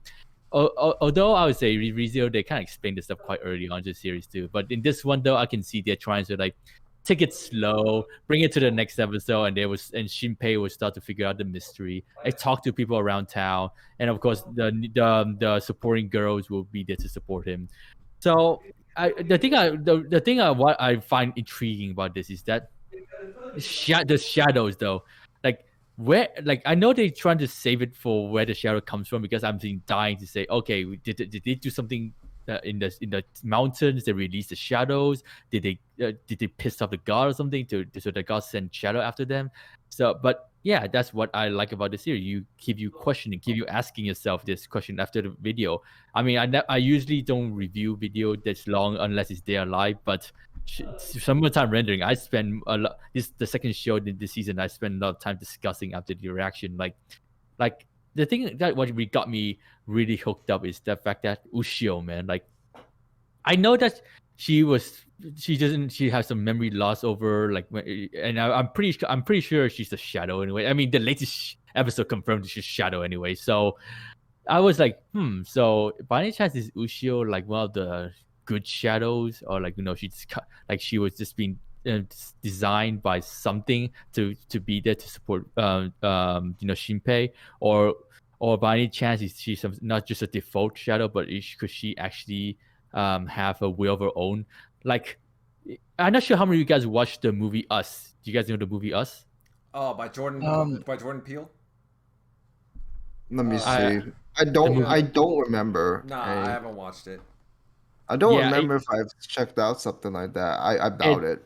No, I know I didn't. But I've heard things about it. Yeah. I saw. Yeah, I've heard of something regarding doppelgangers, so I can. Yeah, I got that spoiled for me too. It gave me. I mentioned a trailer. I watched a trailer of it, but I didn't get interested in the end. So I'm just like, okay. When I watch this anime, it kind of reminds me of that movie because it involves doppelganger going after the real body, and mystery how to destroy that doppelganger and the source of it. I'm pretty sure. How do you attack the shadows? Like, what if it's all dark? Where do you find the shadows then? What if the sun's how? And that is what I think this episode kind of shows how you kill a shadow. Does a shadow move along with the sunlight or whatnot? They say they feed off light. Just like a lot of things, just like so apparently to kill it, you need to kill the shadow itself. So I still want to know, like, when Nagumo that's what I get from this episode.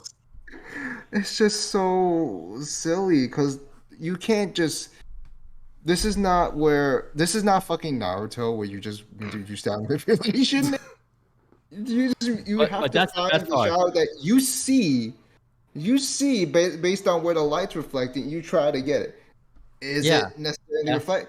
Obviously, it was not all dark when they were trying to attack when he was attacking the shadow. So when it's all dark, how the fuck do you find it? They just have no fucking weakness? Great. Just fucking great. No, they do have a weakness. Ushio's punch. But and shotgun. Yeah, but that only stunned him. That only stunned the flat of meat they were. But still, though, like the fact how they show the shadow is kind of hard to defeat. Kind of raise the question: how would Shinpei plan out his next move, though? Like the next episode, I'm just like wondering, like will he go about to explore the history of the town and find out the source of the shadow alongside with Nagumo? I'm pretty sure that will be the next focus of the story. Without even reading the manga, I can predict how they're gonna go. But remember, he has a limited time. Remember, it does. So that's why he's trying to maximize it this time rather than trying to like stop Mew from dying. There is a thing he can do, which is kill himself earlier or get himself killed earlier.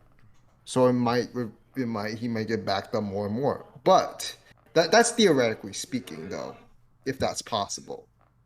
I mean, he has options. So I'm like, so when he figures out like he has a limited spam in which his reset is limited, he can use that to summon advantage, like maybe like to whatever means. So that's where I can give a nod to like where it does do pretty well with like that he recognizes there's limits there. Although he did have to get told by it, but you know what? Now he's told by it, he'll try to do something about it. So yeah, I mean that's why I find it a bit. I think this part a bit better compared to ReZero. Like instead of Subaru just keeps on dying. Oh, you just have a typical save point like when you respawn. At least he's not dumb. At least he's not dumb though. He's not dumb. He's definitely not a dumb character, and that's why I say okay. He sold me in that part. Yeah. But so yeah, it's 25 episodes long season. I do wonder how far they're gonna adapt though. I heard the manga finished already, but I'm just like waiting to see like whether or not we're gonna like see some sort of interesting face up. I'll be surprised because of his unique eye that he has some power in him that I can use to fight the shadow, like maybe some sort of like spiritual power. So yeah, I gotta say I will.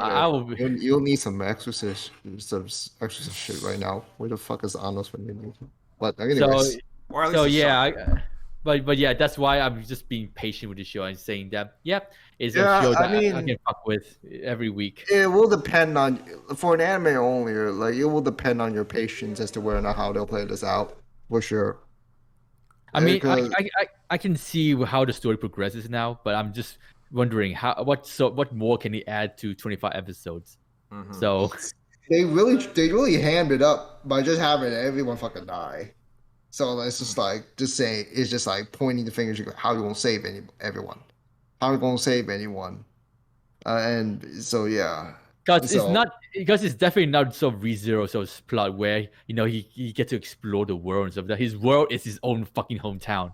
So what is there to explore? So and his time is limited, so he doesn't have the luxury of just finding of just taking his time to find clues. I'm just hoping Ushio play more of a massive part in this one now, because like all she does was just. Yeah, obviously, because she is the good character. I mean, it may have to do with what happened with the original Ushio. And what surprises me that Ushio voice actor is also a newbie too, and she does a fantastic job voicing Ushio. Yeah, I didn't recognize her from. I don't recognize her either. But then I say, oh wow, she actually made her such a very likable character. And if she did a role in a show that I've watched before, it's probably a minor role, and I didn't remember it. So yeah, so far all I had to do is just to be patient, and maybe when we do the end of the season podcast, I might have a change of heart. Well, we should see. So for the time though, I feel like I'm just gonna be indifferent, just indifferent at best by the end. Who knows? I still want to know how Nagumo in the latest episode, she fired how many rounds from a shotgun? And you're telling me 6. Nobody in the festival heard that? Heard any of those guns? Do you know how loud a 12 gauge shotgun is? Good lord. Maybe the thing was a fireworks. It took a whole shadow thing to get everyone else's attention. A shotgun didn't? Exactly. I mean, remember this, guys. It was a cultural festival. People would assume it was like a drum or fireworks. Maybe. So maybe. Yeah, but it's particularly loud. People are gonna turn and try to notice something. Some might try to find out what it is. Also, you're telling me not enough people notice it. Yeah. Also, speaking of Nagumo, they it was her reveal, the reveal of her name. It was kind of I feel like it was kind of played off as a big deal. We were supposed to know. That name was supposed to ring a bell. What? She was the writer in the end. I remember, I was like you, do I know her or something? I said, and then she said, "Oh, I wrote the book." And said, "Oh yeah, you're the writer. Why I forgot your name?" The writer of the island, it's mystery or something like that. Oh, the investigator. Interesting. Yeah. Yeah, because I was wondering about that because that name did not ring a bell at all. One thing I do want to say before we move on, I feel to me at least, even though I think Summertime Rendering was adapted from manga, it plays out, it reminds me of I feel like it reminds me of a visual novel adaptation because considering the way which one? Yes. Which one? Igarashi. Yeah, because Igarashi. With the way okay, Igarashi, yeah. Yeah, with the way with the way I guess because of the way there's no oftentimes there's no music until there's a critical scene in the series, and so you kind of get that from visual novels as well, and yeah, there's also a bunch of different shots and all that. So yeah, I don't know, it kind of just gives me that kind of vibe to it. But seriously, that's actually a nice thing to bring up. That it actually kind of feels like a living, breathing form of how a visual novel turns out. Yeah, I can see where you go with this. Based on how the visual novel is structured, and or how it plays out in terms of the atmosphere. Yeah, but still, though, I gotta say they kind of missed the opportunity to add in some ReZero sound effects when Shinpei go back into reverse time again. Hey, I like that part, but oh well. But still, though, I can see why you say the visual novel, because I can tell you this: I can actually picture myself playing through it with the visual novel style. And but everyone will be dying several times before they reach the end goal. Higurashi vibe, everyone. Higurashi, man. So yeah, but yeah, let's just wait for the next coming episodes and see whether or not they're gonna explain the mysteries or they're just gonna go along with the ride. Maybe my opinion will change after this series ends, but who knows? Wait, it's 25 episodes? Oh my god. Yeah, I know, right? Yeah, it's adapting a 139 chapter manga. and the pages are not really that long. It's just like the longest ones just have a lot of action with not much dialogue, so that could be kind of compressed down, anyways. So yeah, it's a kind of an so I guess like 5 to 6, 5 to 6 chapters per episode. I guess is gonna be normal pacing, which is fine, honestly, because you're. But I'm just gonna wonder how do they fucking handle the whatever exposition drop comes up. Like that's gonna be something. Yeah. Yeah. We'll see how it goes. Next What's up, next? Tomodachi Game. This Oh, I feel like this We is heard a more turbulent mixed. things about that. Yeah, this is kind of a mixed series for a lot of people. Real. I mean, Kawaii, this is me. Right? This is me. Yikes. You That's know me what? right now. Mm, That's me right now. That's me right now. I kind of understand that. I hated it from the jump. Ooh. I did not like how contrived it felt testing the friendship and all. I feel like I've seen threads on it, on how it's supposed to be a testing. First of all, it's not a survival game. It's a mind game. It's a mind game. And it does all these weird fucking twists. And you're just like, wait, that's not the thing? Oh wait, that's the and you're just like, oh, they're just gonna add any twist just for the sake of twists. Great. He betrayed them because she betrayed him because he thought he betrayed her, blah blah blah. Just for the sake of it, and to just get this sort of shock value in. Like, I don't blame anyone who does somehow enjoy it, but the presentation is just the general presentation is awful. The animation is good. What the hell is with that 3D fucking pulse, whatever? Like, that's just mascot.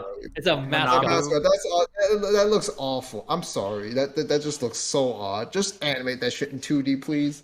We don't need that thing looking like that. Please. We don't need another. We don't. It's just it is not.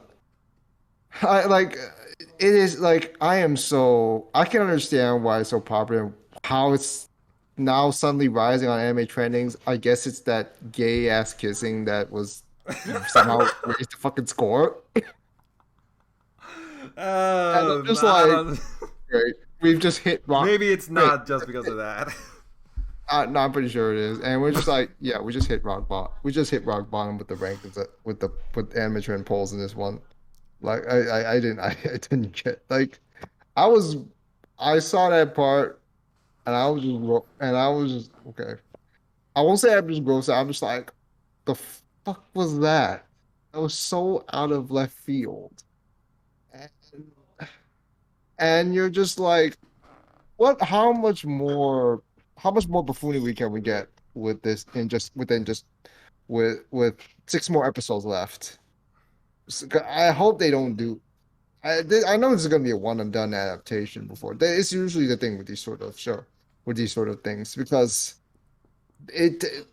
even if it feels like none of these survival / mind game things are ever adapted properly. I don't think I've seen a single one where it's been done, where they've been adapted properly. That's why survival / mind game shows, the animes they just never seem to come off well because they're just underdevelop everything. It's it's really sad. Even regardless of how you feel about the source material, it's just nah. I mean, I tried to see where there would be positives with it, but I can't. Any of you guys are? Like anything? Well, for me, I gotta be honest. I'm kind of enjoying this show so far. I mean, I wouldn't say I'm not sure if I would put this in my top 5 by any means, but I actually am kind of enjoying this so far. I mean, yes, it is very old. It is very over the top. There are just so many like crazy shit happening with this series, and I gotta say, to those of you who initially brushed this off as like a typical like death game type anime or series, you're gonna be sorely mistaken because it's not that at all. Because first of all, the goal of this series is not to get someone killed. The goal of the series is not for someone to die. It's for And plus, you know, unlike usual death game shows where there's like 15, 20 people participating, here it's only 5. You know, the goal of this game is to, like, you know, increase or decrease your death.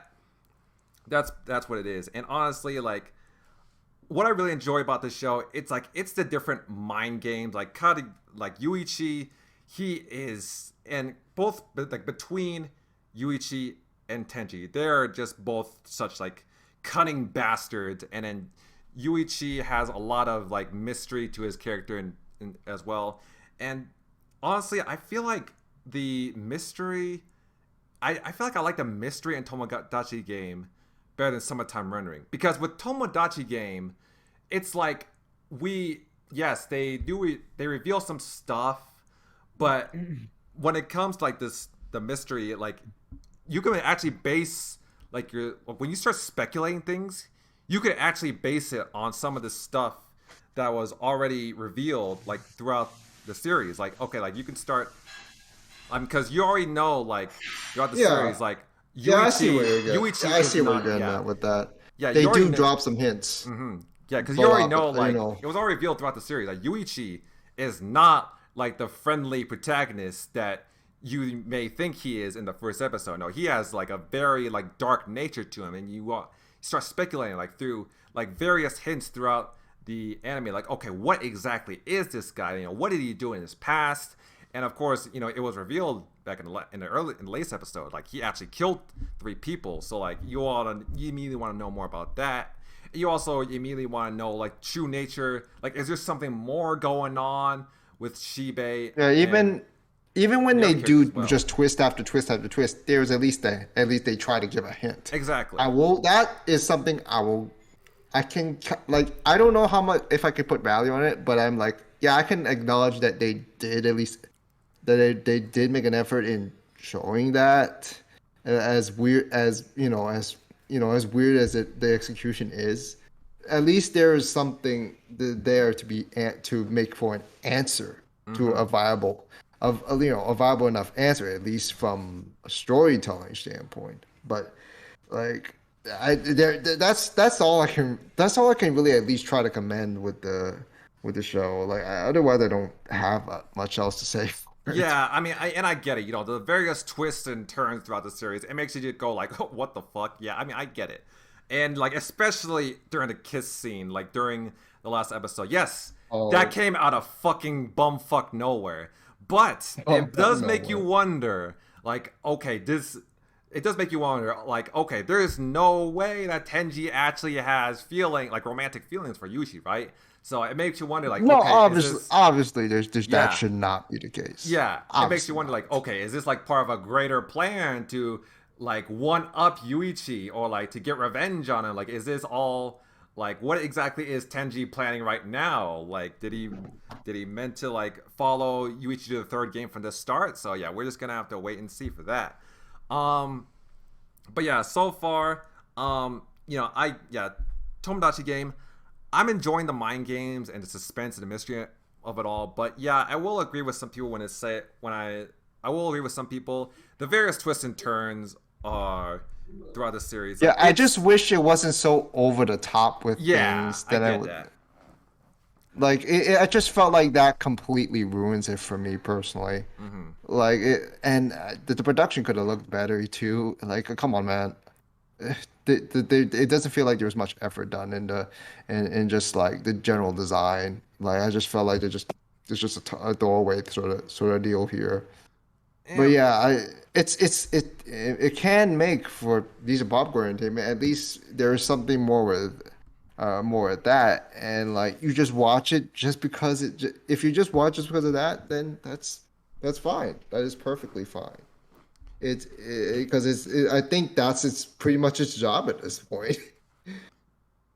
Yeah, I mean, honestly, also, I just don't. I think for me, like, also one of the things I don't really like about this is because it's how confusing, like, these it's how confusing, like, these mind games and these games can be. Like, I'm still not 100% sure on the rules behind that, the bad mouthing game. So yeah, I mean, the mind games and the games, they are confusing, but I'm still enjoying this show at the end of the day. Also, for the production value, like, I don't really care when it comes to like the animation, the visuals, all that. I don't really care all that much how the anime looks. Like, I mean, because I know like not every studio is gonna have like affordable like levels of budget. I know not every anime is gonna have the biggest funding, but like as long as it's all I care. Yeah, just remember, guys. Demon Slayer is not the new standard. Yeah, it should exactly. never be considered a new standard. That's a no-no. Yeah, I care more about what the story brings and what the characters bring. I mean, as long as the series isn't like X-Arm or like Berserk 2016 levels of bad, I'll be okay with it. I'll be okay with the visuals. I can forgive the visuals if it's the series itself is entertaining enough. Yeah. Yeah, I have nothing to say about Tomodachi Game because I couldn't really keep up with the dialogue. I just skim watched throughout the episode. Yeah, to be honest. So, and but I got the one thing that they did well with this series is just the reaction phase. That's all I can say. I like to see the reaction phase. But yeah, that is just cringe, to be honest. The game they're playing. I was hoping. I was actually not gonna lie. When people say that this is Squid Game, I was like, oh, so there's gonna be death, cool. But nope, this is mind games. Fuck it. Mm-hmm. And also, I got copyright striked for this anime too. So did I. So yeah, I was really planning to react to it, but not anymore. High five. Yeah. So that's why I dropped it. So I'm not gonna risk my channel. I've been through shit before. So yeah, I'm not gonna risk it. So what's next on the list? Oh, Yusha. Honestly, for the next 6 shows, I'm not watching the next like 6 shows. So that's gonna be on YouTube. Okay, so Ryo, talk about your favorite voice actor on this next show. Which one? Yusha Yamasu, Kensho Ono. Yeah. Yeah, I like how he can just switch it up with how he can switch up from being emotional to to playful to very cunning to very I guess very cold. He's like that's what I really like about him. Like he doesn't have voice. No, I will say this. He doesn't have the voice range like a lot of female voice actors. But he does like when he switches up, he feels like he can feel like a different character. In this one, he feels the way he like I'm not gonna lie right now. I'm quite bored by this show he's in, but what keeps me watching it, what keeps me at least hanging on to it is because of how his demeanor is, and like how he kind of embellishes that sort of how do you say this sort of like inspector, sort of I guess maybe a little too formal guy role in Leo, I guess. I mean the way he can do all these sort of roles, and like the way that's why like whenever he does have a role, I usually look forward to it. But a lot of the other roles that most of the time I've seen him in very minor idol male idol roles, which I'm not usually interested in. So whenever I see him in the main lineup, I get interested. But other than that, I don't have much. This show in general, I'm quitting heroing. There was a dark twist.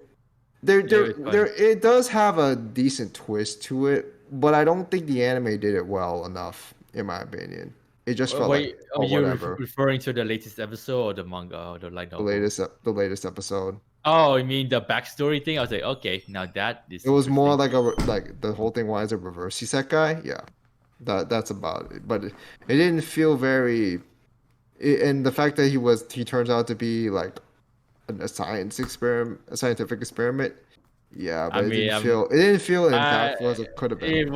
It didn't really hit me hard, to be honest. Thank God I dropped the reaction, by the way. But yeah, I gotta say though, I quit hearing at first. I liked the concept of him quitting being a hero and joining the dark side. Yeah, the concept was really nice by itself, but then it's more. Just got really interesting. But then after that, it's more so him just trying to make their life better for the demon army and stuff like that. Just trying to make them maybe at some point maybe they'll explain more about the demon army and how it's shortcoming, because the demon army doesn't look like a bad they obviously don't look like bad people. Or basically they're doing a terrible job being evil. But yeah, I gotta say, I like the succubus girl more than Akidana. I'm not gonna lie.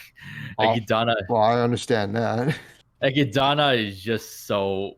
I mean, the drinking thing was good stuff, but everything else, it was just like, yeah, she's just a boring character. She's So just there. She's just there. she's just there. But still, There though, there is much to say about it. I'm still watching the series just to see whether or not he commits evil act, because he's now part of the demon army. Well, kind of part of the demon army now. So yeah, I'm just waiting for that moment. But for now, I'm just going along with the ride. Watch the episode, move on from it. So yeah, nothing more to say to it. I just want to move on to the next one, which I have more things to say about it. All right, what's the next one? Skeleton Knight in the World. Discount Overlord and Yaman Slayer. That's the one. That's what I got from the trailers. Let me just say this first. This show, this isekai, kind of reminds me of last season Land of Leodo. Like, the arc is like Kayana just goes around helping people and forming his own team, and well, in this case, Arc does it a bit better than Kayana because he's more so trying to learn about the life about the elves. And of course, the latest episode, he learned that he's not exactly the strongest character in the world. He still have a lot to learn. That's what I really like about the latest episode. And of course, we learn more about the politics between elves and human. And the thing about this show is that, as you guys may know, I'm a massive love for elf girls. And elf getting a lot of focus for this series hits the right spot for me, man.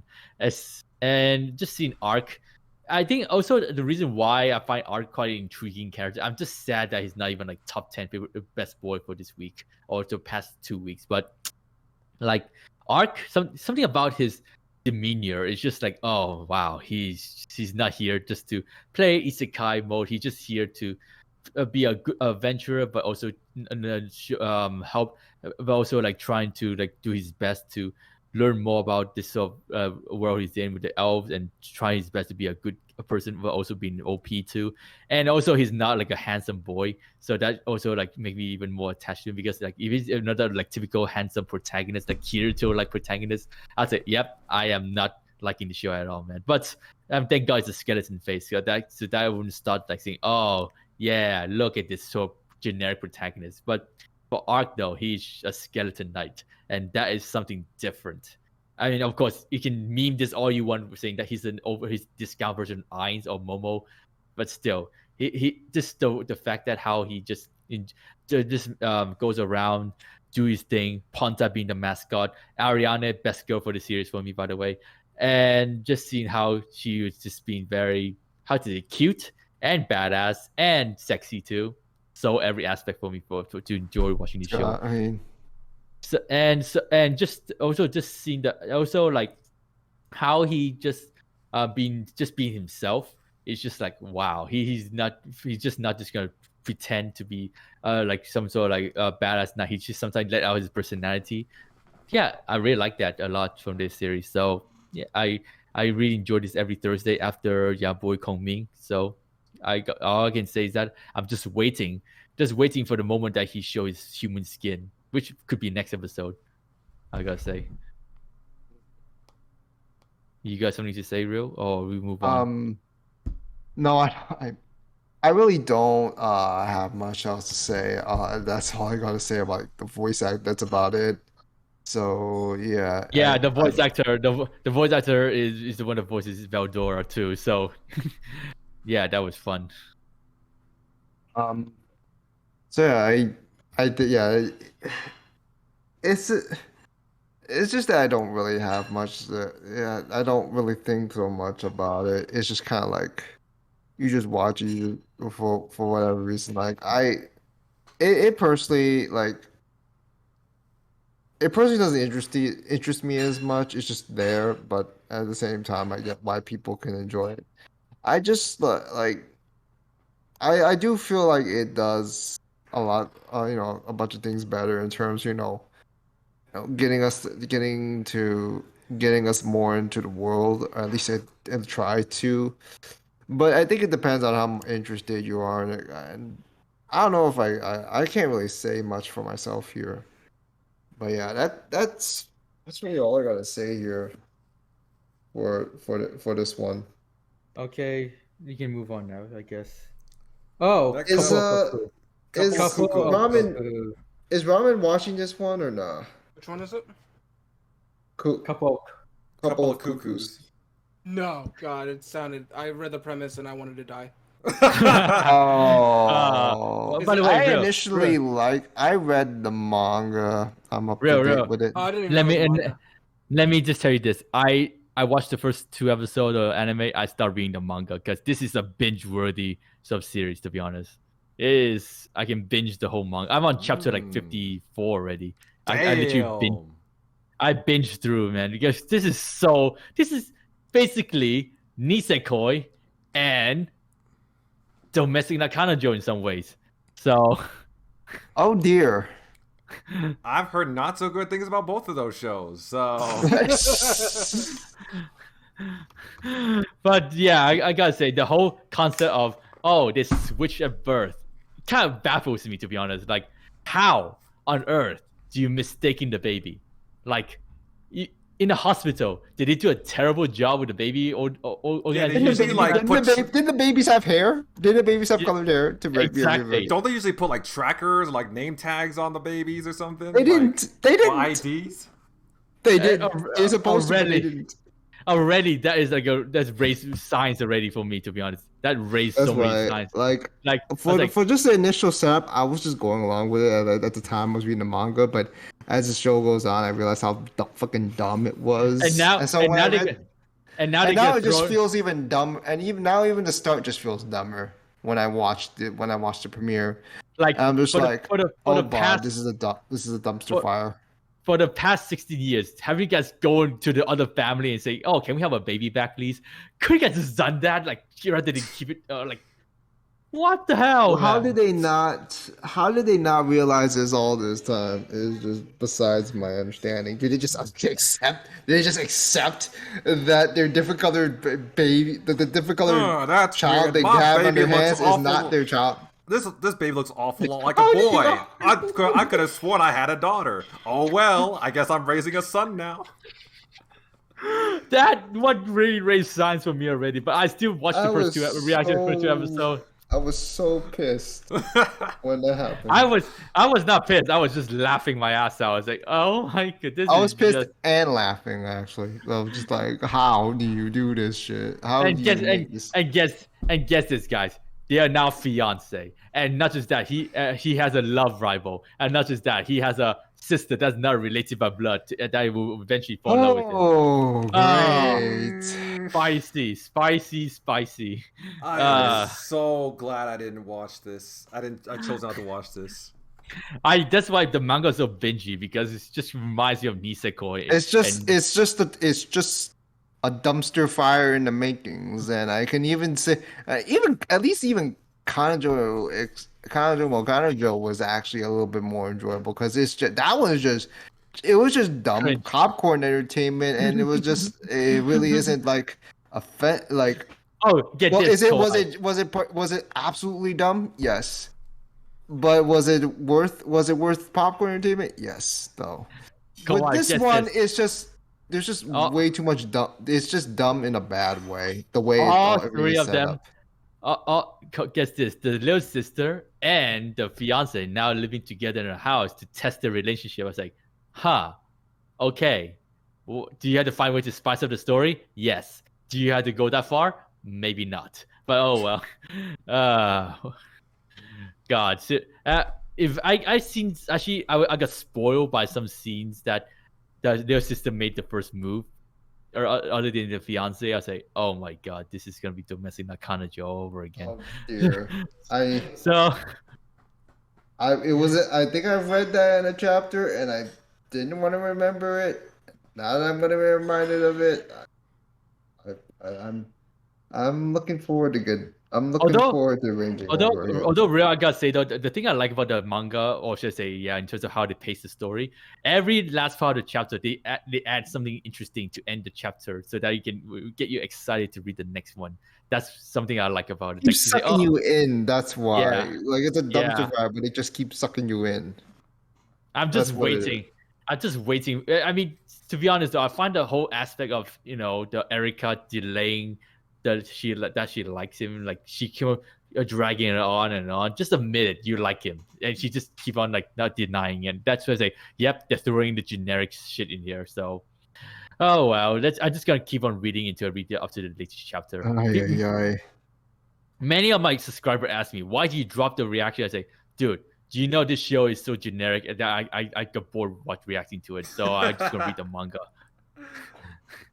I do. We will not blame you for that. Also, it clashes with Spy Family. I say, yeah, fuck it. Yeah. It's no brainer. Spy Family will obviously take the priorities. Why settle for dumpster fire when you can have nothing but goodness, wholesomeness? Although I gotta say though, I give credit. I give credit for the animation. The animation is so pretty, by the way, but the character design looks better than the manga, by the way. So that's all I can say. I don't agree with that, but really, there are times when the animation does look pretty nice in certain areas. Like when I think they were the guys. I think it was the one that she was playing with the She was playing with the hose. I forgot what was her name again. I mean the character design, not the animation in general. Oh, the character designs. Okay, yeah. They're all right. They're nothing special. Also, I'm still watching the anime for the voice actors because one of my favorite voice actors, Akari Kito, is voicing the main girl. So that's why I still voice Akari Kito. Akari Kito, Nezuko voice actor. Mm-hmm. Oh, and Tsukasa from Tonikawa. Yeah. That's why I still watch you guys. Tonikawa and Kokoto from Kyokusu and Horikita from Classroom of the Elite. Also, get this. Now Toyama is voicing. She voices Kate in. Yeah, I didn't recognize that. The hell. Yeah. And Kanata from Nijigasaki. Jeez. Exactly. That's just weird. Yeah, dude, you didn't. Wait, yeah, she actually. I was just like, wait. I might have known somewhere. I didn't know that she voiced Kanata. You didn't know that she. No, I just forgot. I just forgot. Wow.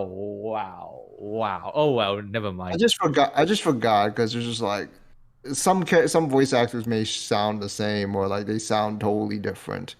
And it can say a lot when they can change up. Because you're not going to tell.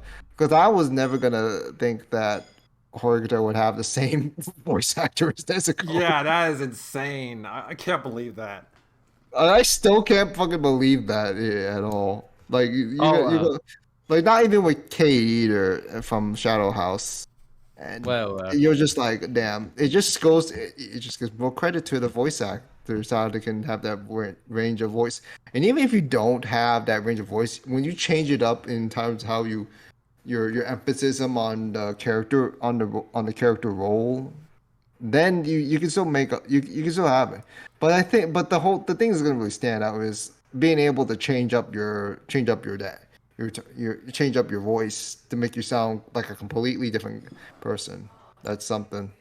So yeah, I envy those sort of people that can do that. I legit can't do that. Hey, let's go on. Oh, this shit. Oh my god.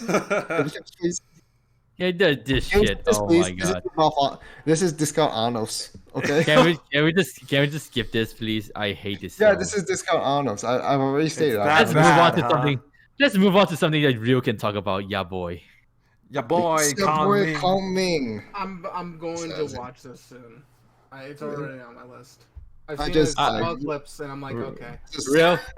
I can say this first. The first 3 episodes, I did not really like it, but the episode 4 onwards sold me on it. Yeah, I can. You know what? I can understand that it doesn't grip you right away.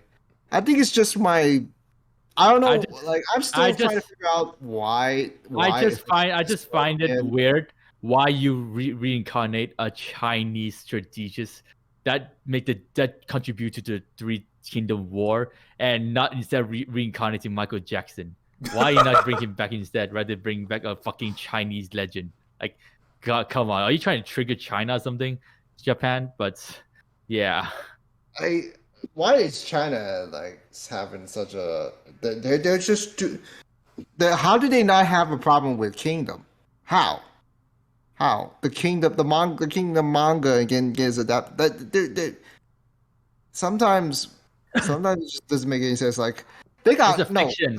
It's a fiction. It's a fiction story for Kingdom, but this one's a real legend. Okay. But this thing is But the thing is, they got mad over the littlest shit. Like VTubers saying Taiwan. And I think it had to do with a car sign or like the car plate or something, the identity plate, and they just completely misinterpreted that. And it was a reference to something else, and I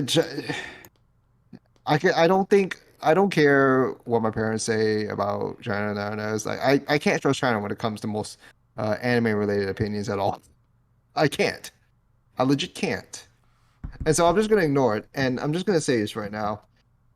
What drew me into this is the fact that it's a reverse. It's kind of isekai, but also kind of not. It's more like reincarnated into a modern world. It is an isekai. It's basically a part-timer. There was a part-timer but music version. Yeah, but he was technically reincarnated within his own within the timeline he was in, but further down into the modern era, possibly. And like maybe, and we don't know why he was doing that. Like maybe that's not the most important part. The important part is like how does he adapt to this?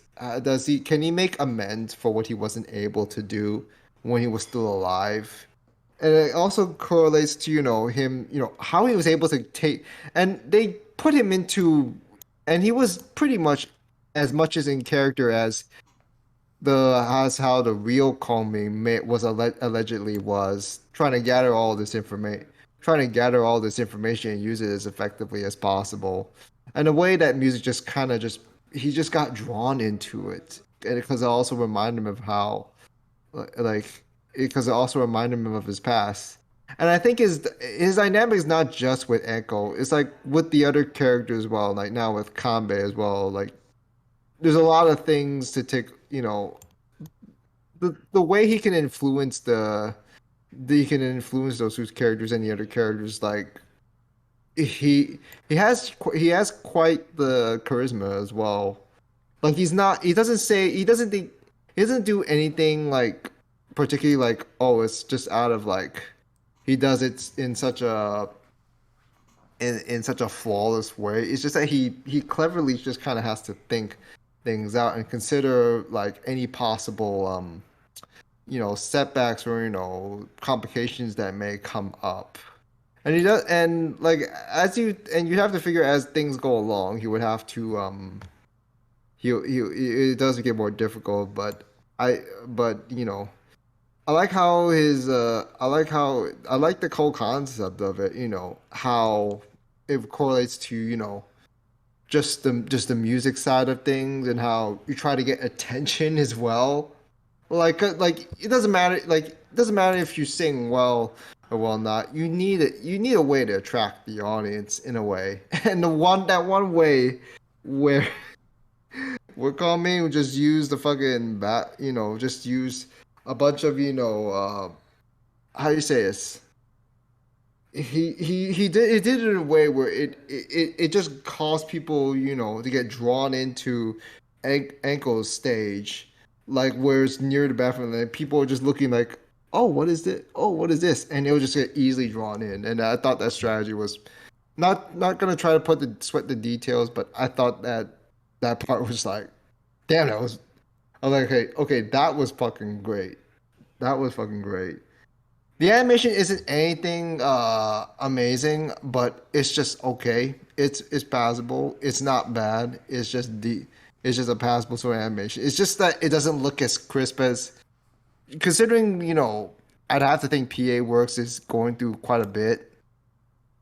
And like that's It's by PA Works? Oh, yeah, I didn't PA know that. Works. Yeah, it's a manga. It's their first manga adaptation. No wonder the animation looks so pretty. Yeah, but it doesn't look as pretty compared to the previous works, honestly. Like there's a lot of previous works that look so fucking crisp, but it's still pretty. It's still a pretty good stand. It's still a pretty good in my opinion. Of course it can look better in other places. It still does the job very well. It doesn't it than most other other anime from this season, at least in my opinion. And it's I actually do like the humor is all right as well. The characters I actually really like how they interact. Because it just feels like a very productive sort of there's a very productive sort of interaction they got going on. They try to how to get associated with one another, how their personalities kind of feed off of one another. I dropped the recent thread on the latest episode regarding as to what the reference is. I'm kind of mad they missed it apparently from the manga, but Kongming referenced a Chinese song that was basically like the English alliteration is high mountain flowing water, and it tells a tale of two people, a musician, a master musician, and a rural woodcutter who quickly became best of friends because they found a common interest in terms of music. And it's a reference to how the new character Nami and Eiko met. Now, is it directly parallel? No, but there is a good reference there, especially when you consider the lyrics of "I'm Still Alive Today," which is the insert song from the first episode as well. How'd you find this? Yeah, How'd you find this reference? I was reading that part in the manga. Actually. Oh, really? Oh, okay. I was reading that part in the manga, and they touched upon it. I got curious, and so I looked it, I looked it up, and I'm just like, oh, dang. And like, I will say that ancient tale actually was pretty sad in the end because the woodcutter, they never, because despite being soulmates, they never able to meet each other again, and the woodcutter died, and then the musician was just like, it's just grieved over. It's just like I'm never gonna play a tune ever again. Now, of course, it's not gonna show. Of course, it's not something like that is not gonna reflect, as accurately in Komi. They're not gonna go down that route. They're of course not gonna go down that route. But it just goes to show that sort of sworn friends, but also rivals. Because you can get the notion that I think it's pretty confirmed that Nanami may or may not be part of the Asada, a rival group. Like it feels implied that it is. I don't know. Maybe she is. Maybe she's not. I don't really care. I'm just watching it for the music. So don't ask me about the lore around it. Don't ask me about the lore. Okay. I'm sorry. I'm just watching it for the music. I'm just watching it for the vibe. I'm just enjoying it. I don't want to dive into the review section of it. So, but I can say the reason what draws me back to I was about to drop it just so they didn't know, but because something about Kongming kind of saying the fact that he does know what he's doing because he is a strategist, he's a smart guy. So it seems even though I don't think he has music in his background, if I know my history properly, but it's just the fact that he able to adapt so well and able to give Eiko guidance and give other people guidance like Kabe. The rap battle was something that got me really hooked on again, or really hooked on for the series, like really solidify my interest for the series.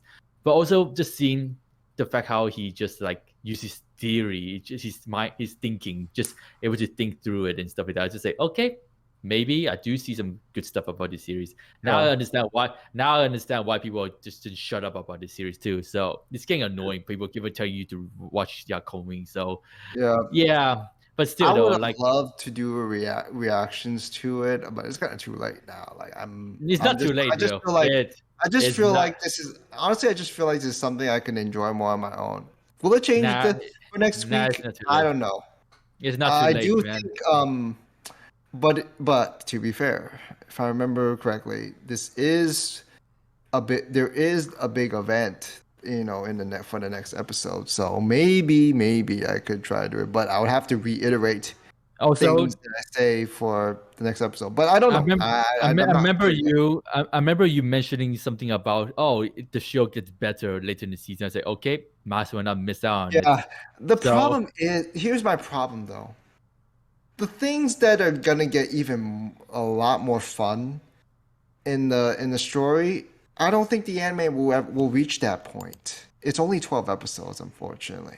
Like, that's what makes me kind of disappointed. That's not gonna even reach the better parts that are gonna come up, in my opinion. And so I'm just like, PA Works, I know this is your first thing, but is there a way you can give this an extra season? I'm crossing my fingers right now, and the manga isn't even my favorite. Isn't even a favorite, but it's just knowing like PA works though. Knowing PA works, I don't think they do sequels that well. They did one for Eccentric Friends, but that's an anime original. So next thing you know, I'm on early copium with this one. Just next thing you know, I'm on early copium. Next thing you know, JC Staff picks up Boy Kongming. Oh no. I would consider I would just quit. I would literally just quit YouTube if that happens. I would literally just say, you know what? JC Staff just infuriated me more. I'm quitting YouTube. Bye guys. It's been real. So Rami, you're supposed to say something? Yeah, I gotta head out, unfortunately. All right. I don't think we have much else to say anyways here. Yeah. And then plus you haven't watched anything past Kaguya-sama, so I understand. Yeah, unfortunately. Yeah. I mean, we can end it there, to be honest. It's so packed, but at the same time, it just feels like there isn't much to say either. I actually do want to talk about a couple of shows coming up. I mean, we can do a 3-people podcast for the last 30 minutes. Yeah, we could do that. All right, guys. But yeah, Rami, it was a pleasure having you back after not being here for like a long time. So yeah. I mean, hopefully I'm actually back for like a significant amount of time, not just for a little bit. Yeah, hopefully you can make it to the final impressions, final thoughts podcast as well in the next 6 weeks. Yeah, I should definitely be able to. All right. Take care, my boy. Enjoy. All right, take care, man. Have a good one, guys. Okay, a trio, a triple threat. Let's go.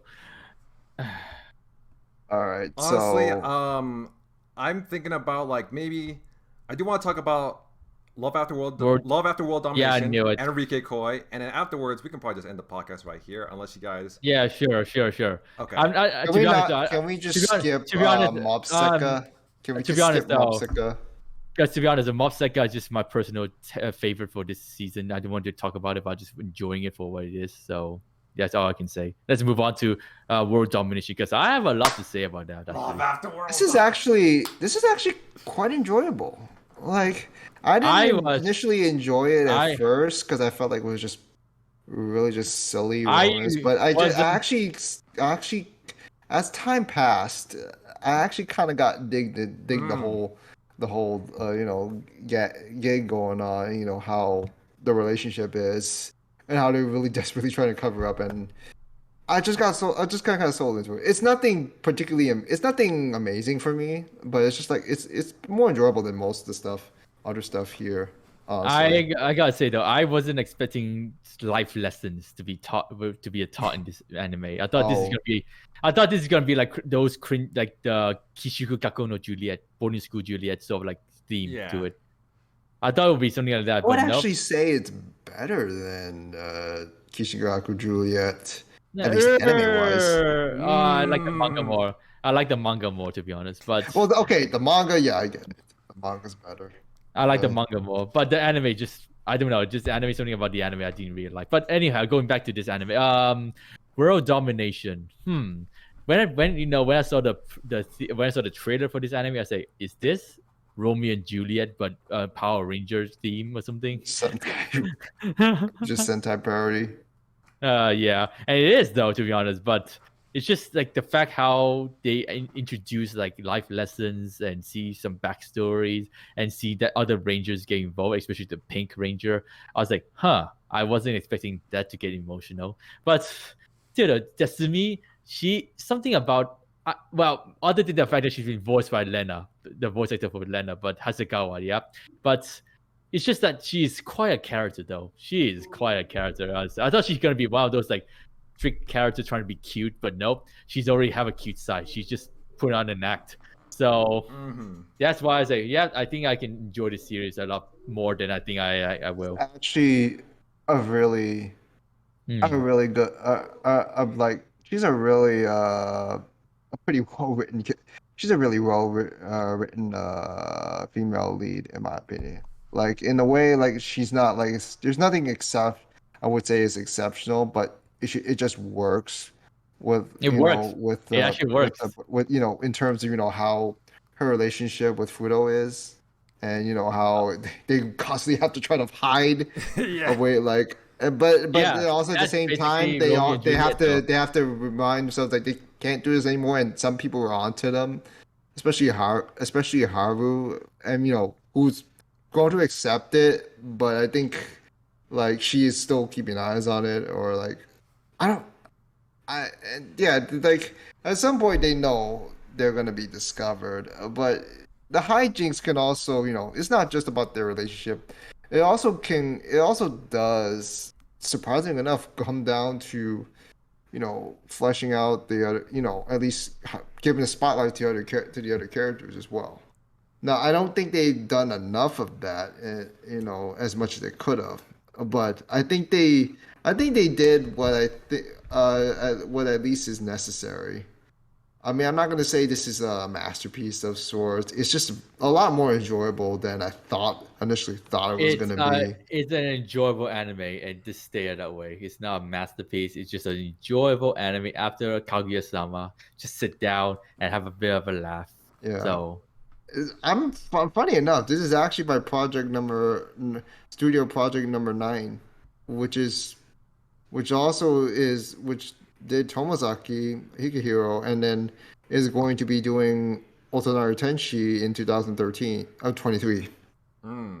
And so a lot of people don't like the studio, but I think but my problems will only come with I actually am okay with some of the general designs, just not always the quality for most of them. But it's just like there's nothing really bad about that show. It's just like it just comes down to the fundamental part of the show that they're making.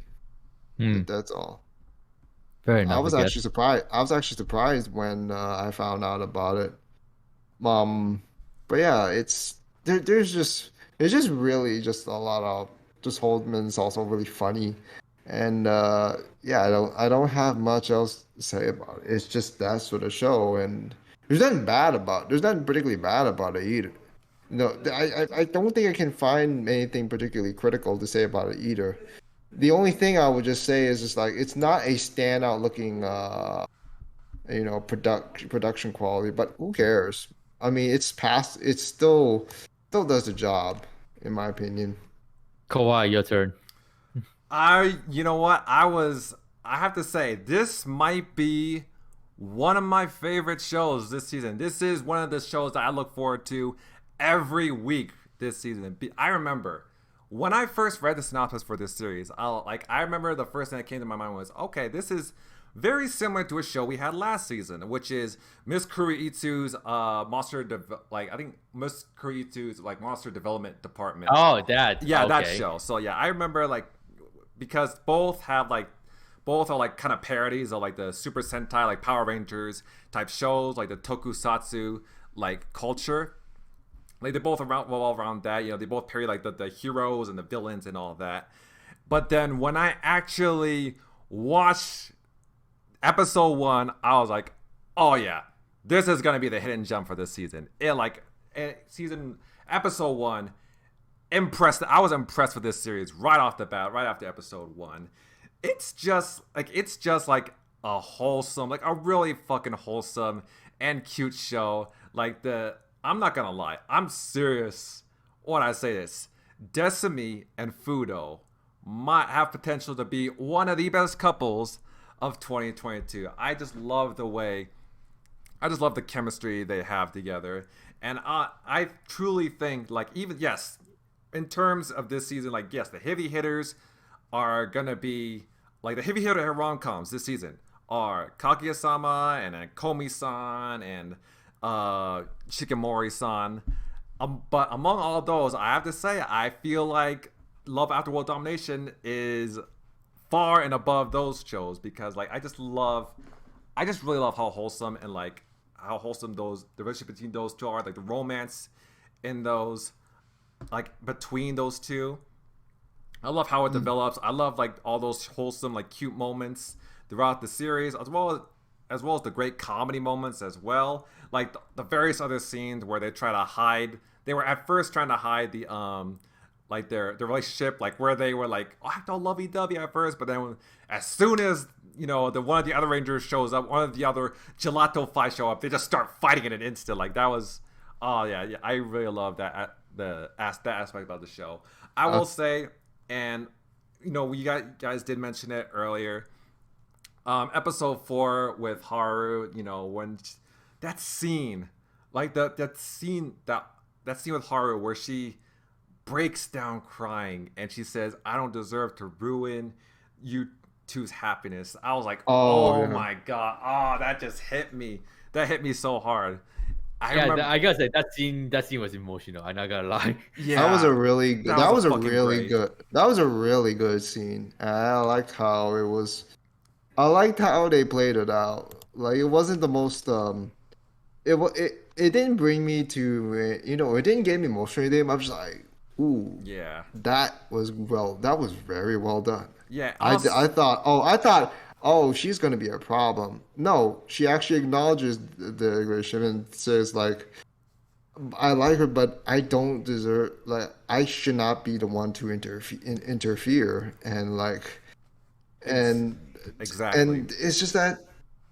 And it's just like she's accepted it. She accepts that the one she likes is already in a relationship with someone else. She has to live with it. It's kind of remind me of like that similar situation with Boarding School Juliet, except I felt like this one felt a little bit more satisfying, you know, in my opinion. Like, because the way, I mean, maybe it's because, you know, I had more, like, I wasn't expecting her of all people to be there. Like, I was expecting her to be really annoying, and I was like, oh dang, she's actually a lot more likable than I thought. Yeah, that's what I agree. And that's what I was about to bring up earlier, is that I am so glad about how they handled Haru's character. Because at first, when it was revealed that she discovered Fudo and Desumi together, when it was first discovered by her, I was so worried, like, oh my god.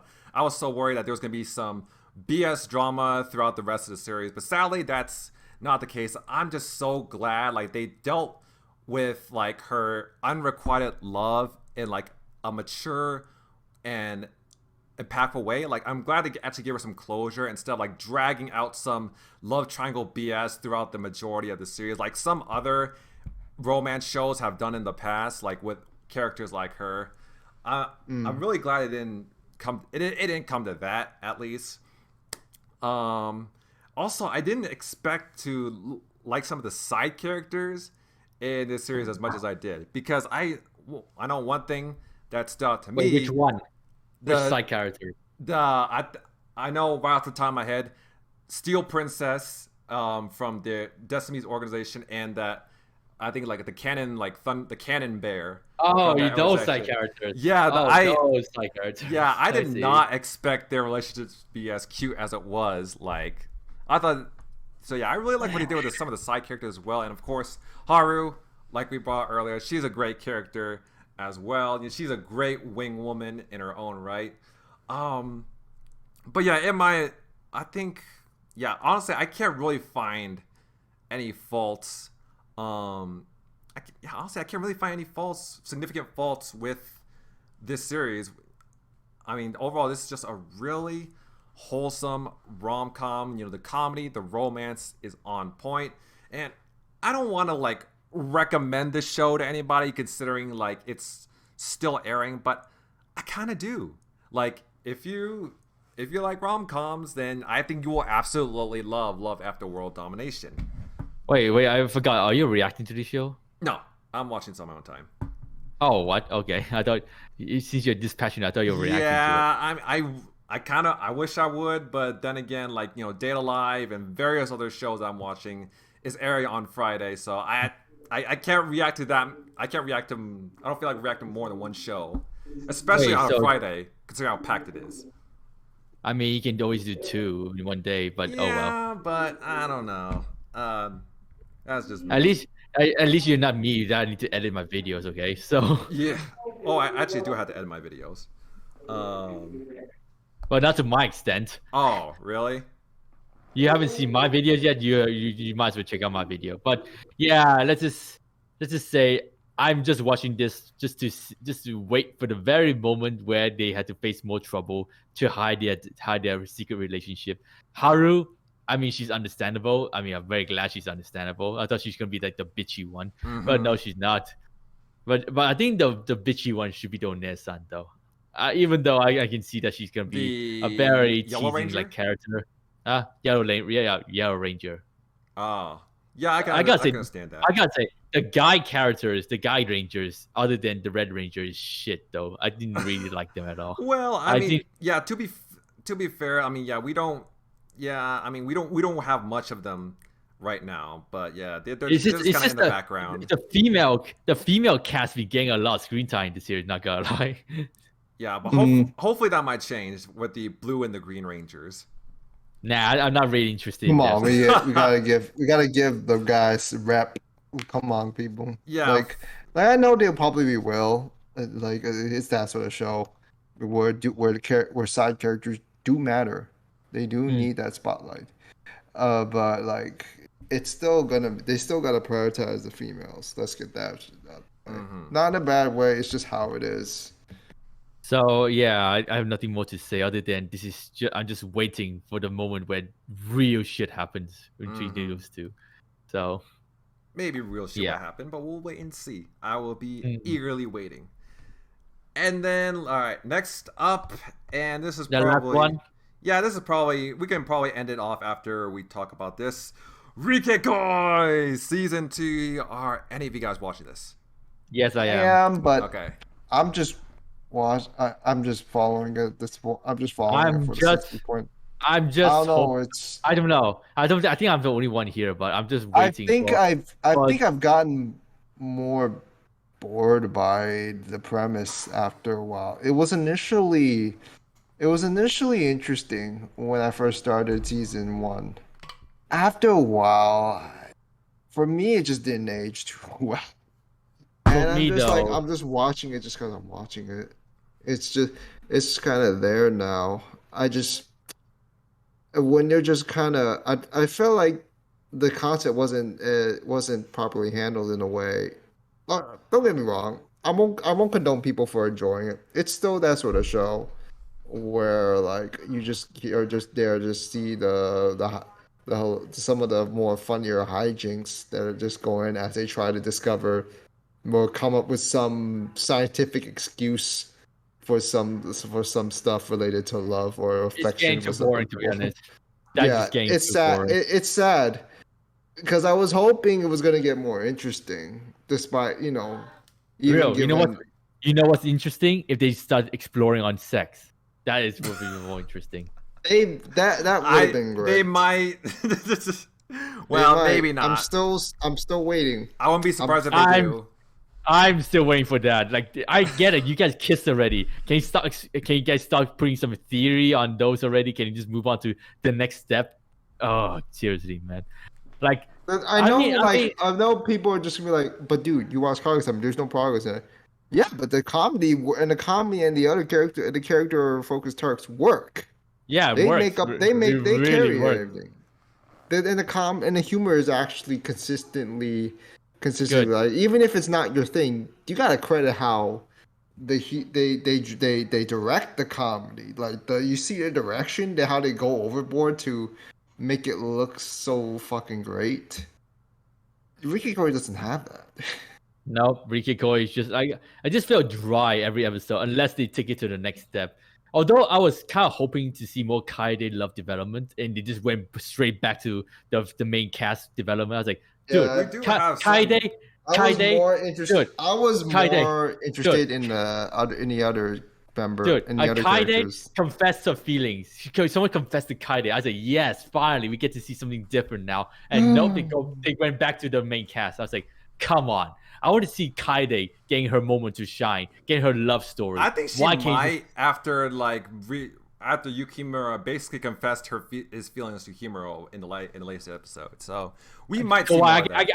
I can guarantee this. They're gonna take the theory again. They can continue with the theory. I was like, dude, can you stop with the theory already and just accept you guys are a couple? The theories like, come on. The theories are the point. Like that's the point. Like they already kind of discovered their feelings for each other. They're using, but they do want to use. I think they're mainly using the theories as an excuse to spend more time with each other. So I mean, if they, it was explored back in the last episode. The more I'm actually kind of laughing. They're just holding the shit off with excuses, and you're just like, come on, man, y'all gotta. You don't need a formula for this. I mean, it's not like the romance is not developing. I know it's the gig. I know it's the gig. I know it's the main gig of the story, but man, the time and place you gotta accept. Oh yeah. By the way, what happened to the two characters at the start of the season? Like I was Chris and the what was her name? It started with an S, but yeah, those. The really flirtatious couple. Dude, what happened to them? Like, why are you just getting a one-hit wonder? They were great. Like, yeah, they were great. They were great, man. Which one? It was Chris, the dude voiced by Yuki Kaji, and one One's son with the black hair. Yeah, that was really flirty with everybody. Yeah, they just disappeared. I know, right? I was like, dude, they are more enjoyable to watch than fucking Himuro and like seriously. I would. Well, yeah, they are enjoyable, but I'm telling you this now. If they don't go for the SCX, I'm giving this show a 3. Because like this show is just getting too dry for me now. What, do you expect Kaguya and Miyuki to go for the SCX as well? Do you expect that with all rom-coms? I was expecting more. I will say that. I can't say much about that, but yeah. Let's just say. I think that's it for RikeKoi. I mean, I don't know, guys. I still stand by the point I made like a long time ago. Okay, in terms of comedy. Yes, I will agree that Kaguya-sama is better. But in terms of romance, I like RikeKoi more. Because at least with RikeKoi, we actually get at least some semblance of a development. Because literally at the end of the season 1, they actually kissed. And they actually somewhat, confessed their feelings for each other.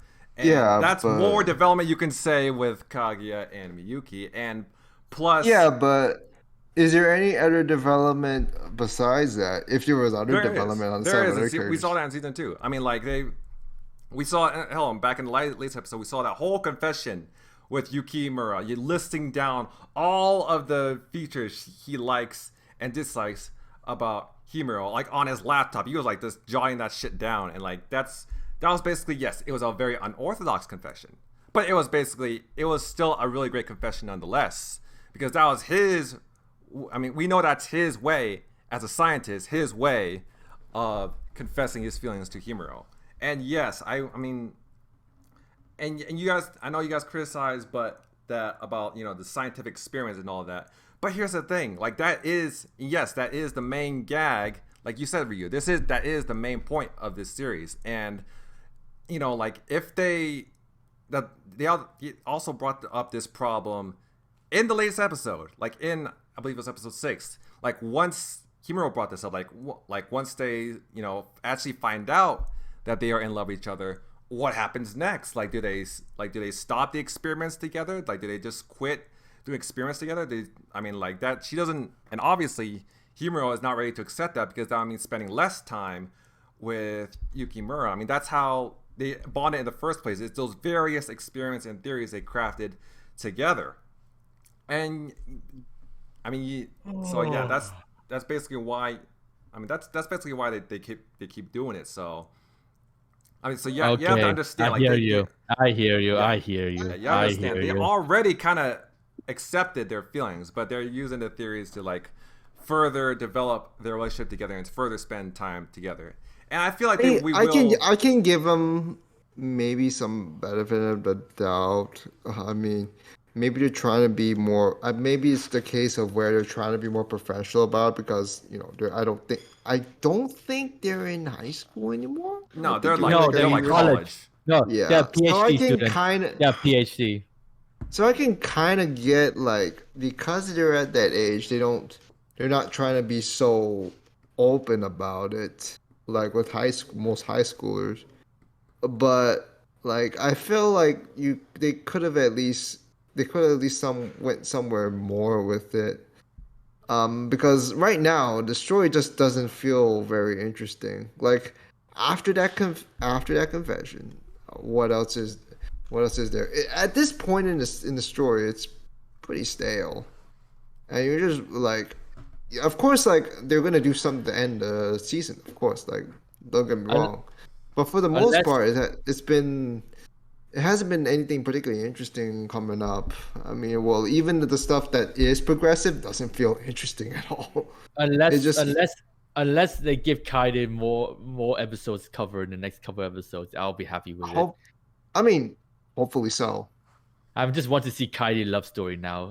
I'm kind of getting tired. I think they are. Yeah, I think they will develop the relationship with the side characters. They will develop that a bit more. I mean, we've been seeing that with Ibarata and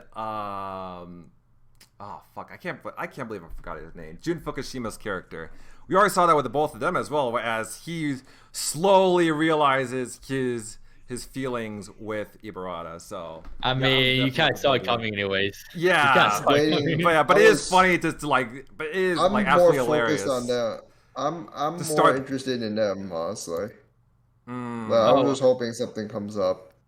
And I mean, they kissed twice. I mean, Yukimura, Himuro, they kissed twice. Hell, in the last episode, we literally saw Himuro like cuddling with Yukimura, and she started going ham with the kisses. She started kissing him up to his neck, up to his cheeks. Like, what more do you want, my boys? Like, good lord. Like, isn't that a development enough? Can we just make them be the main couple already? Like they are the main couple. More focus on them, man. I mean, they are, but they're just like delayed. I mean, I would argue that's more development that we've seen with most other romance anime out there. So, not really. I've seen some quicker ones like Rakudai Cavalry. Yeah, maybe that. I've seen quicker. Don't forget, Rakudai Cavalry. Chivalry of a Failed Knight. Yeah, that's one exception. I mean, there's a lot more, but I just can't think of top. There is a lot more. But I don't feel like they do it in a way where it's kind of just there. They show it, and then they just like, oh, we just put it aside. We go back to them. I'm just like, come on. We're more interested in the other ones. This one, when we go back to the main couple, it's just not as interesting after that first season. And you're just like, man, they'll figure. I mean, there's hope that you can figure something out. I don't think, from what I check, I don't think the manga has translated up to where the anime is right now. I don't know. I never knew the manga is still ongoing actually, but oh well. Yeah, I I thought Yes, the I manga think stopped. only because I've checked out some of the recent the manga chapters, and like it's not even up to the date with the anime if I remember correctly. It's just What the fuck? How's that possible? How is that even possible? it's only 30 chapters to be fair. Oh, Whew. English sub or Japanese raw? English. Oh, I English. I still feel like yeah, I'm pretty sure there's just a lot of raws still. Well, un- I just gotta check out the raw untranslated. version at this point. I just gotta read Well, the it raw. depends. Okay, it depends on if you can find them. I don't know where to I find can. this one. I I will can. try to. I I will can. try to find them online, but I can't find them physically. I know Mad Lad might be able to have resources to that. Okay, so Yeah, any final overall thoughts? so Yeah, far? overall, obviously, I don't agree with you two, but yeah, for me, RikeKoi season 2, I'm loving the shit out of this series so far. I might go so far as to say this is probably better than season 1. So yeah, I will be definitely looking forward to watching more of RikeKoi season 2. Good for you. Yeah. Wait, are you reacting to it? No. I forgot. Oh, okay. I'm surprised you're so passionate about some animes and you're not reacting to it. Yeah, I mean, like I said, it's on another show on a Friday, and Fridays are just so stacked. So, Whatever. Whatever. but I'm yeah, about to say something. Okay, I was about to say like, are we gonna mention anything else in particular Nope. before we leave off? Not really. Not I really. mean, I don't- Nothing about- I did watch Shokei Shoujo no Virgin Row, but honestly, I kind of got bored with that show. So That shit's I that shit's prefer boring. not to. I don't watch. get. I prefer not to talk I about dropped it. Okay. it. I dropped it. I'm just gonna say this right now. The only positive for me is the that is not based on the surprisingly good production quality. Is the world is like the world is sort of like I guess the magic and world building is kind of decent. There's some interest in it. Oh But my for God. me, it's just like it's too overly complicated to the point where it's just like it just feels a little too extreme with things. Real. What happens? Real. We totally forgot about one show that we both like. Love Live, Nijigasaki. Oh yeah, we're gonna get to that later. Don't worry about it. Oh But- my God. How did I forget about Love Live? How did you Like, forget oh about my God. Love Live, the idol fan, I man out of culture? I know I know it was there. I thought we were gonna be able to have time to save it for later. But yeah, Shokei Shoujo, like I've seen all the praise on it on Twitter, and I can understand where that and he even got onto Enitrend somehow, some way. But I'm just like there isn't anything like aside from like some of the cool looking concepts with the magic and all, and like the basic setups, how they're playing out the general fundamentals in terms of storytelling and the characters, I don't get anything. It's so boring. Like aside from the presented ideas about like other willies have pure concepts, that's why they're considered a threat. And that's why you have to threaten them. And there's a reason why this certain faction keeps summoning them because they want to manipulate them into doing things, but they keep causing disasters if they're not attended to. But as the story goes along, I'm just like, I don't have anything good to say for the characters or the story going on as it is right now. It's just dull. It's just like I wanted to get into the role. I wanted to get into I wanted to have something positive from the relationship of the two, from the dynamics of the two main protagonists, but I don't get anything.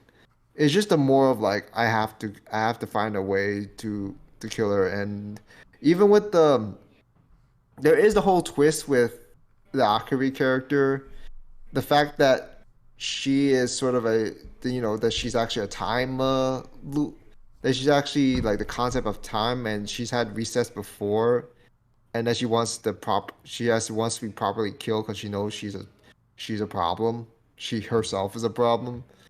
I can get there. There's some sort of there's some sort of I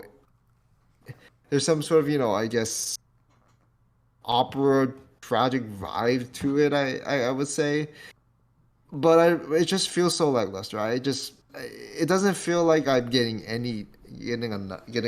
much from it at all, and it sucks because it feels like a waste. Now it is early, and maybe the story develops better as as it goes along. Because I've only read one volume of the light novel, and I'm just like, okay, that was kind of boring, but I just stopped for now. And maybe it gets better along the stretch. I don't know, but I don't think the anime will reach that point where it does get better. But right now, like, people are saying, "Oh, why is the score so low?" Maybe you should maybe you should consider why it's so low in the first place, aside from just production values. Like, maybe it's not just because it's Yuri. Maybe it's because something else fundamentally that is a problem. I heard people talking a lot of good stuff about it. I can see why people praise it, but it just doesn't click for me.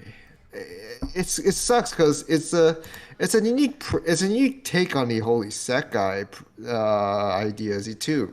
It is an isekai thing, still an isekai, but it's from a different perspective. I see.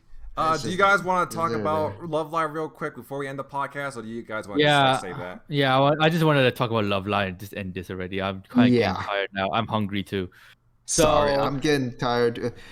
I'm not. Yeah, it is getting okay. Late, but yeah. Okay, I just gonna finish off with Love Live, to be honest. So Love Live Nijigasaki season 2. Yeah, production wise, pretty much the same as season 1. Yeah. Although this time though, we bring in some 3 new characters. I'm still waiting on those 2 having the solo, but I gotta say, Lanzu, she's the GOAT, man. She is the GOAT. Like she already brings a new set of elements to the game. Yep. This is soloing. This is her ideals of solo performances versus a group performances. And the funny thing is how the girls addressed it, because it's just like they acknowledge that there is something about solo performing that is good, because there's a thing where you can be yourselves. But it hits different when you do group performances, because you feel like you kind of unify with others. You get something more out. You get like something more out of it with group performances. It's different. It's like a different sort of feeling. And will Lanzu be convinced to buy into that? We'll see. We'll see. I'm pretty sure she will. To be honest though, like every episode after episode 1 is more so get to see how the group try to prove her wrong, basically, but in a very good way, of course. The unique. She's not trying to antagonize. She's not trying to be. No, she's not. No, she's trying to she's trying to push them to the next level. But something that surprised me in this Nijigasaki series compared to other previous Love Live series is that unit groups actually get some focus in anime. You don't see that in anime. No, you don't. You do. You kind of do in Idol Masters, but well, I don't watch Idol Masters. I dropped Idol Masters, just so you know. But yeah, I thought you were gonna like that one, man. I watched the Cinderella one, and that's pretty much it. I watched the Idol Masters. You didn't watch the original one? Nah, not really interested. But okay, yeah, I gotta say though, like this is the first time in Love Live we see unit groups in anime. You see them in CDs, you see them in talk shows, but you don't. We don't see any of that shit in Sunshine and OG. We even get to see how they come together and form a unit group too. I was like, dude, this is taking it to the next level, and I'm surprised people are not liking Nijigasaki. I think it's because like they like the typical sort of shonen-esque sort of drive with the original and the Sunshine ones, and trying to save school and all. Saving and the I'm just school like, is bullshit now, okay? Saving the school. Yeah, I got tired of that. Like, maybe it's why even with Superstars, it's sort of like even when they did drop that, I felt like they could have done something more with Superstar. To be honest, I didn't. To be honest, I'm not that invested into any of the maybe Cuckoo, but Superstar the girls, it's just like I just felt them quite repetitive compared to the previous girl. But something about Nijigasaki. You actually, it feels like the characters are themselves. Like exactly. You get more from them. Like the other. In my opinion, the other series don't do that as well enough. They only focus. Like, I'm not saying they don't focus, give some time for some of the other characters, but I don't think they did them enough to where they feel like, oh, we recognize them. I know this character and whatnot. For at least that's how I feel. This is just like, oh, it's just that girl and her gang. That's how bad it is. Now I know there's like those familiar characters from the original one line, but that's kind of the feeling I usually get when I look at the other ones.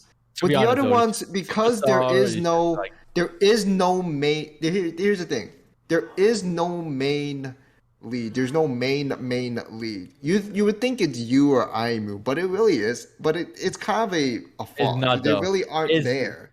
They just are there to kick it off. Like, sure, they get a little bit more screen time than the others, but that's only because of how like their gig they just kind of roped us up into the story in the first place. Also regarding to the lead for Nijigasaki, I remember hearing this from like some of their live stage show. They say that they want to do something different compared to other love. Like they don't want like a soul focus, like the orange hair generic focus girl. They want to like make sure that everyone gets the focus, and that's why that really hooked me with Nijigasaki. That they don't want to have a leader. They just want someone that can help them, guide them. So basically, you is actually the leader. There's a manager, but she doesn't act like one of those generic orange hair leaders type. So I don't get why people like Superstar at all. I kind of find the show kind of boring. Be honest. It's just average at best, in my opinion.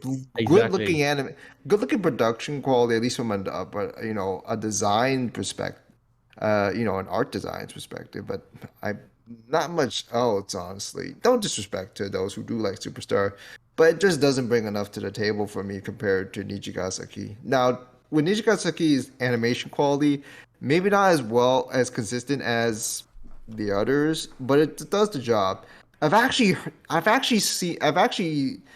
been told that a lot of their background composition is a lot more detailed than I thought they would be. Trust me, because of how much the song is so good though. The song is so good. They sing. I mean, not just the songs, the background composition. Like there's a lot of these shots that just look so much detail. I'm just like, wait, I didn't see that in the other Love Live shows. No, they actually bring some scenes from the game too. That was like, oh wow, nice. Like they bring some. Oh, for real?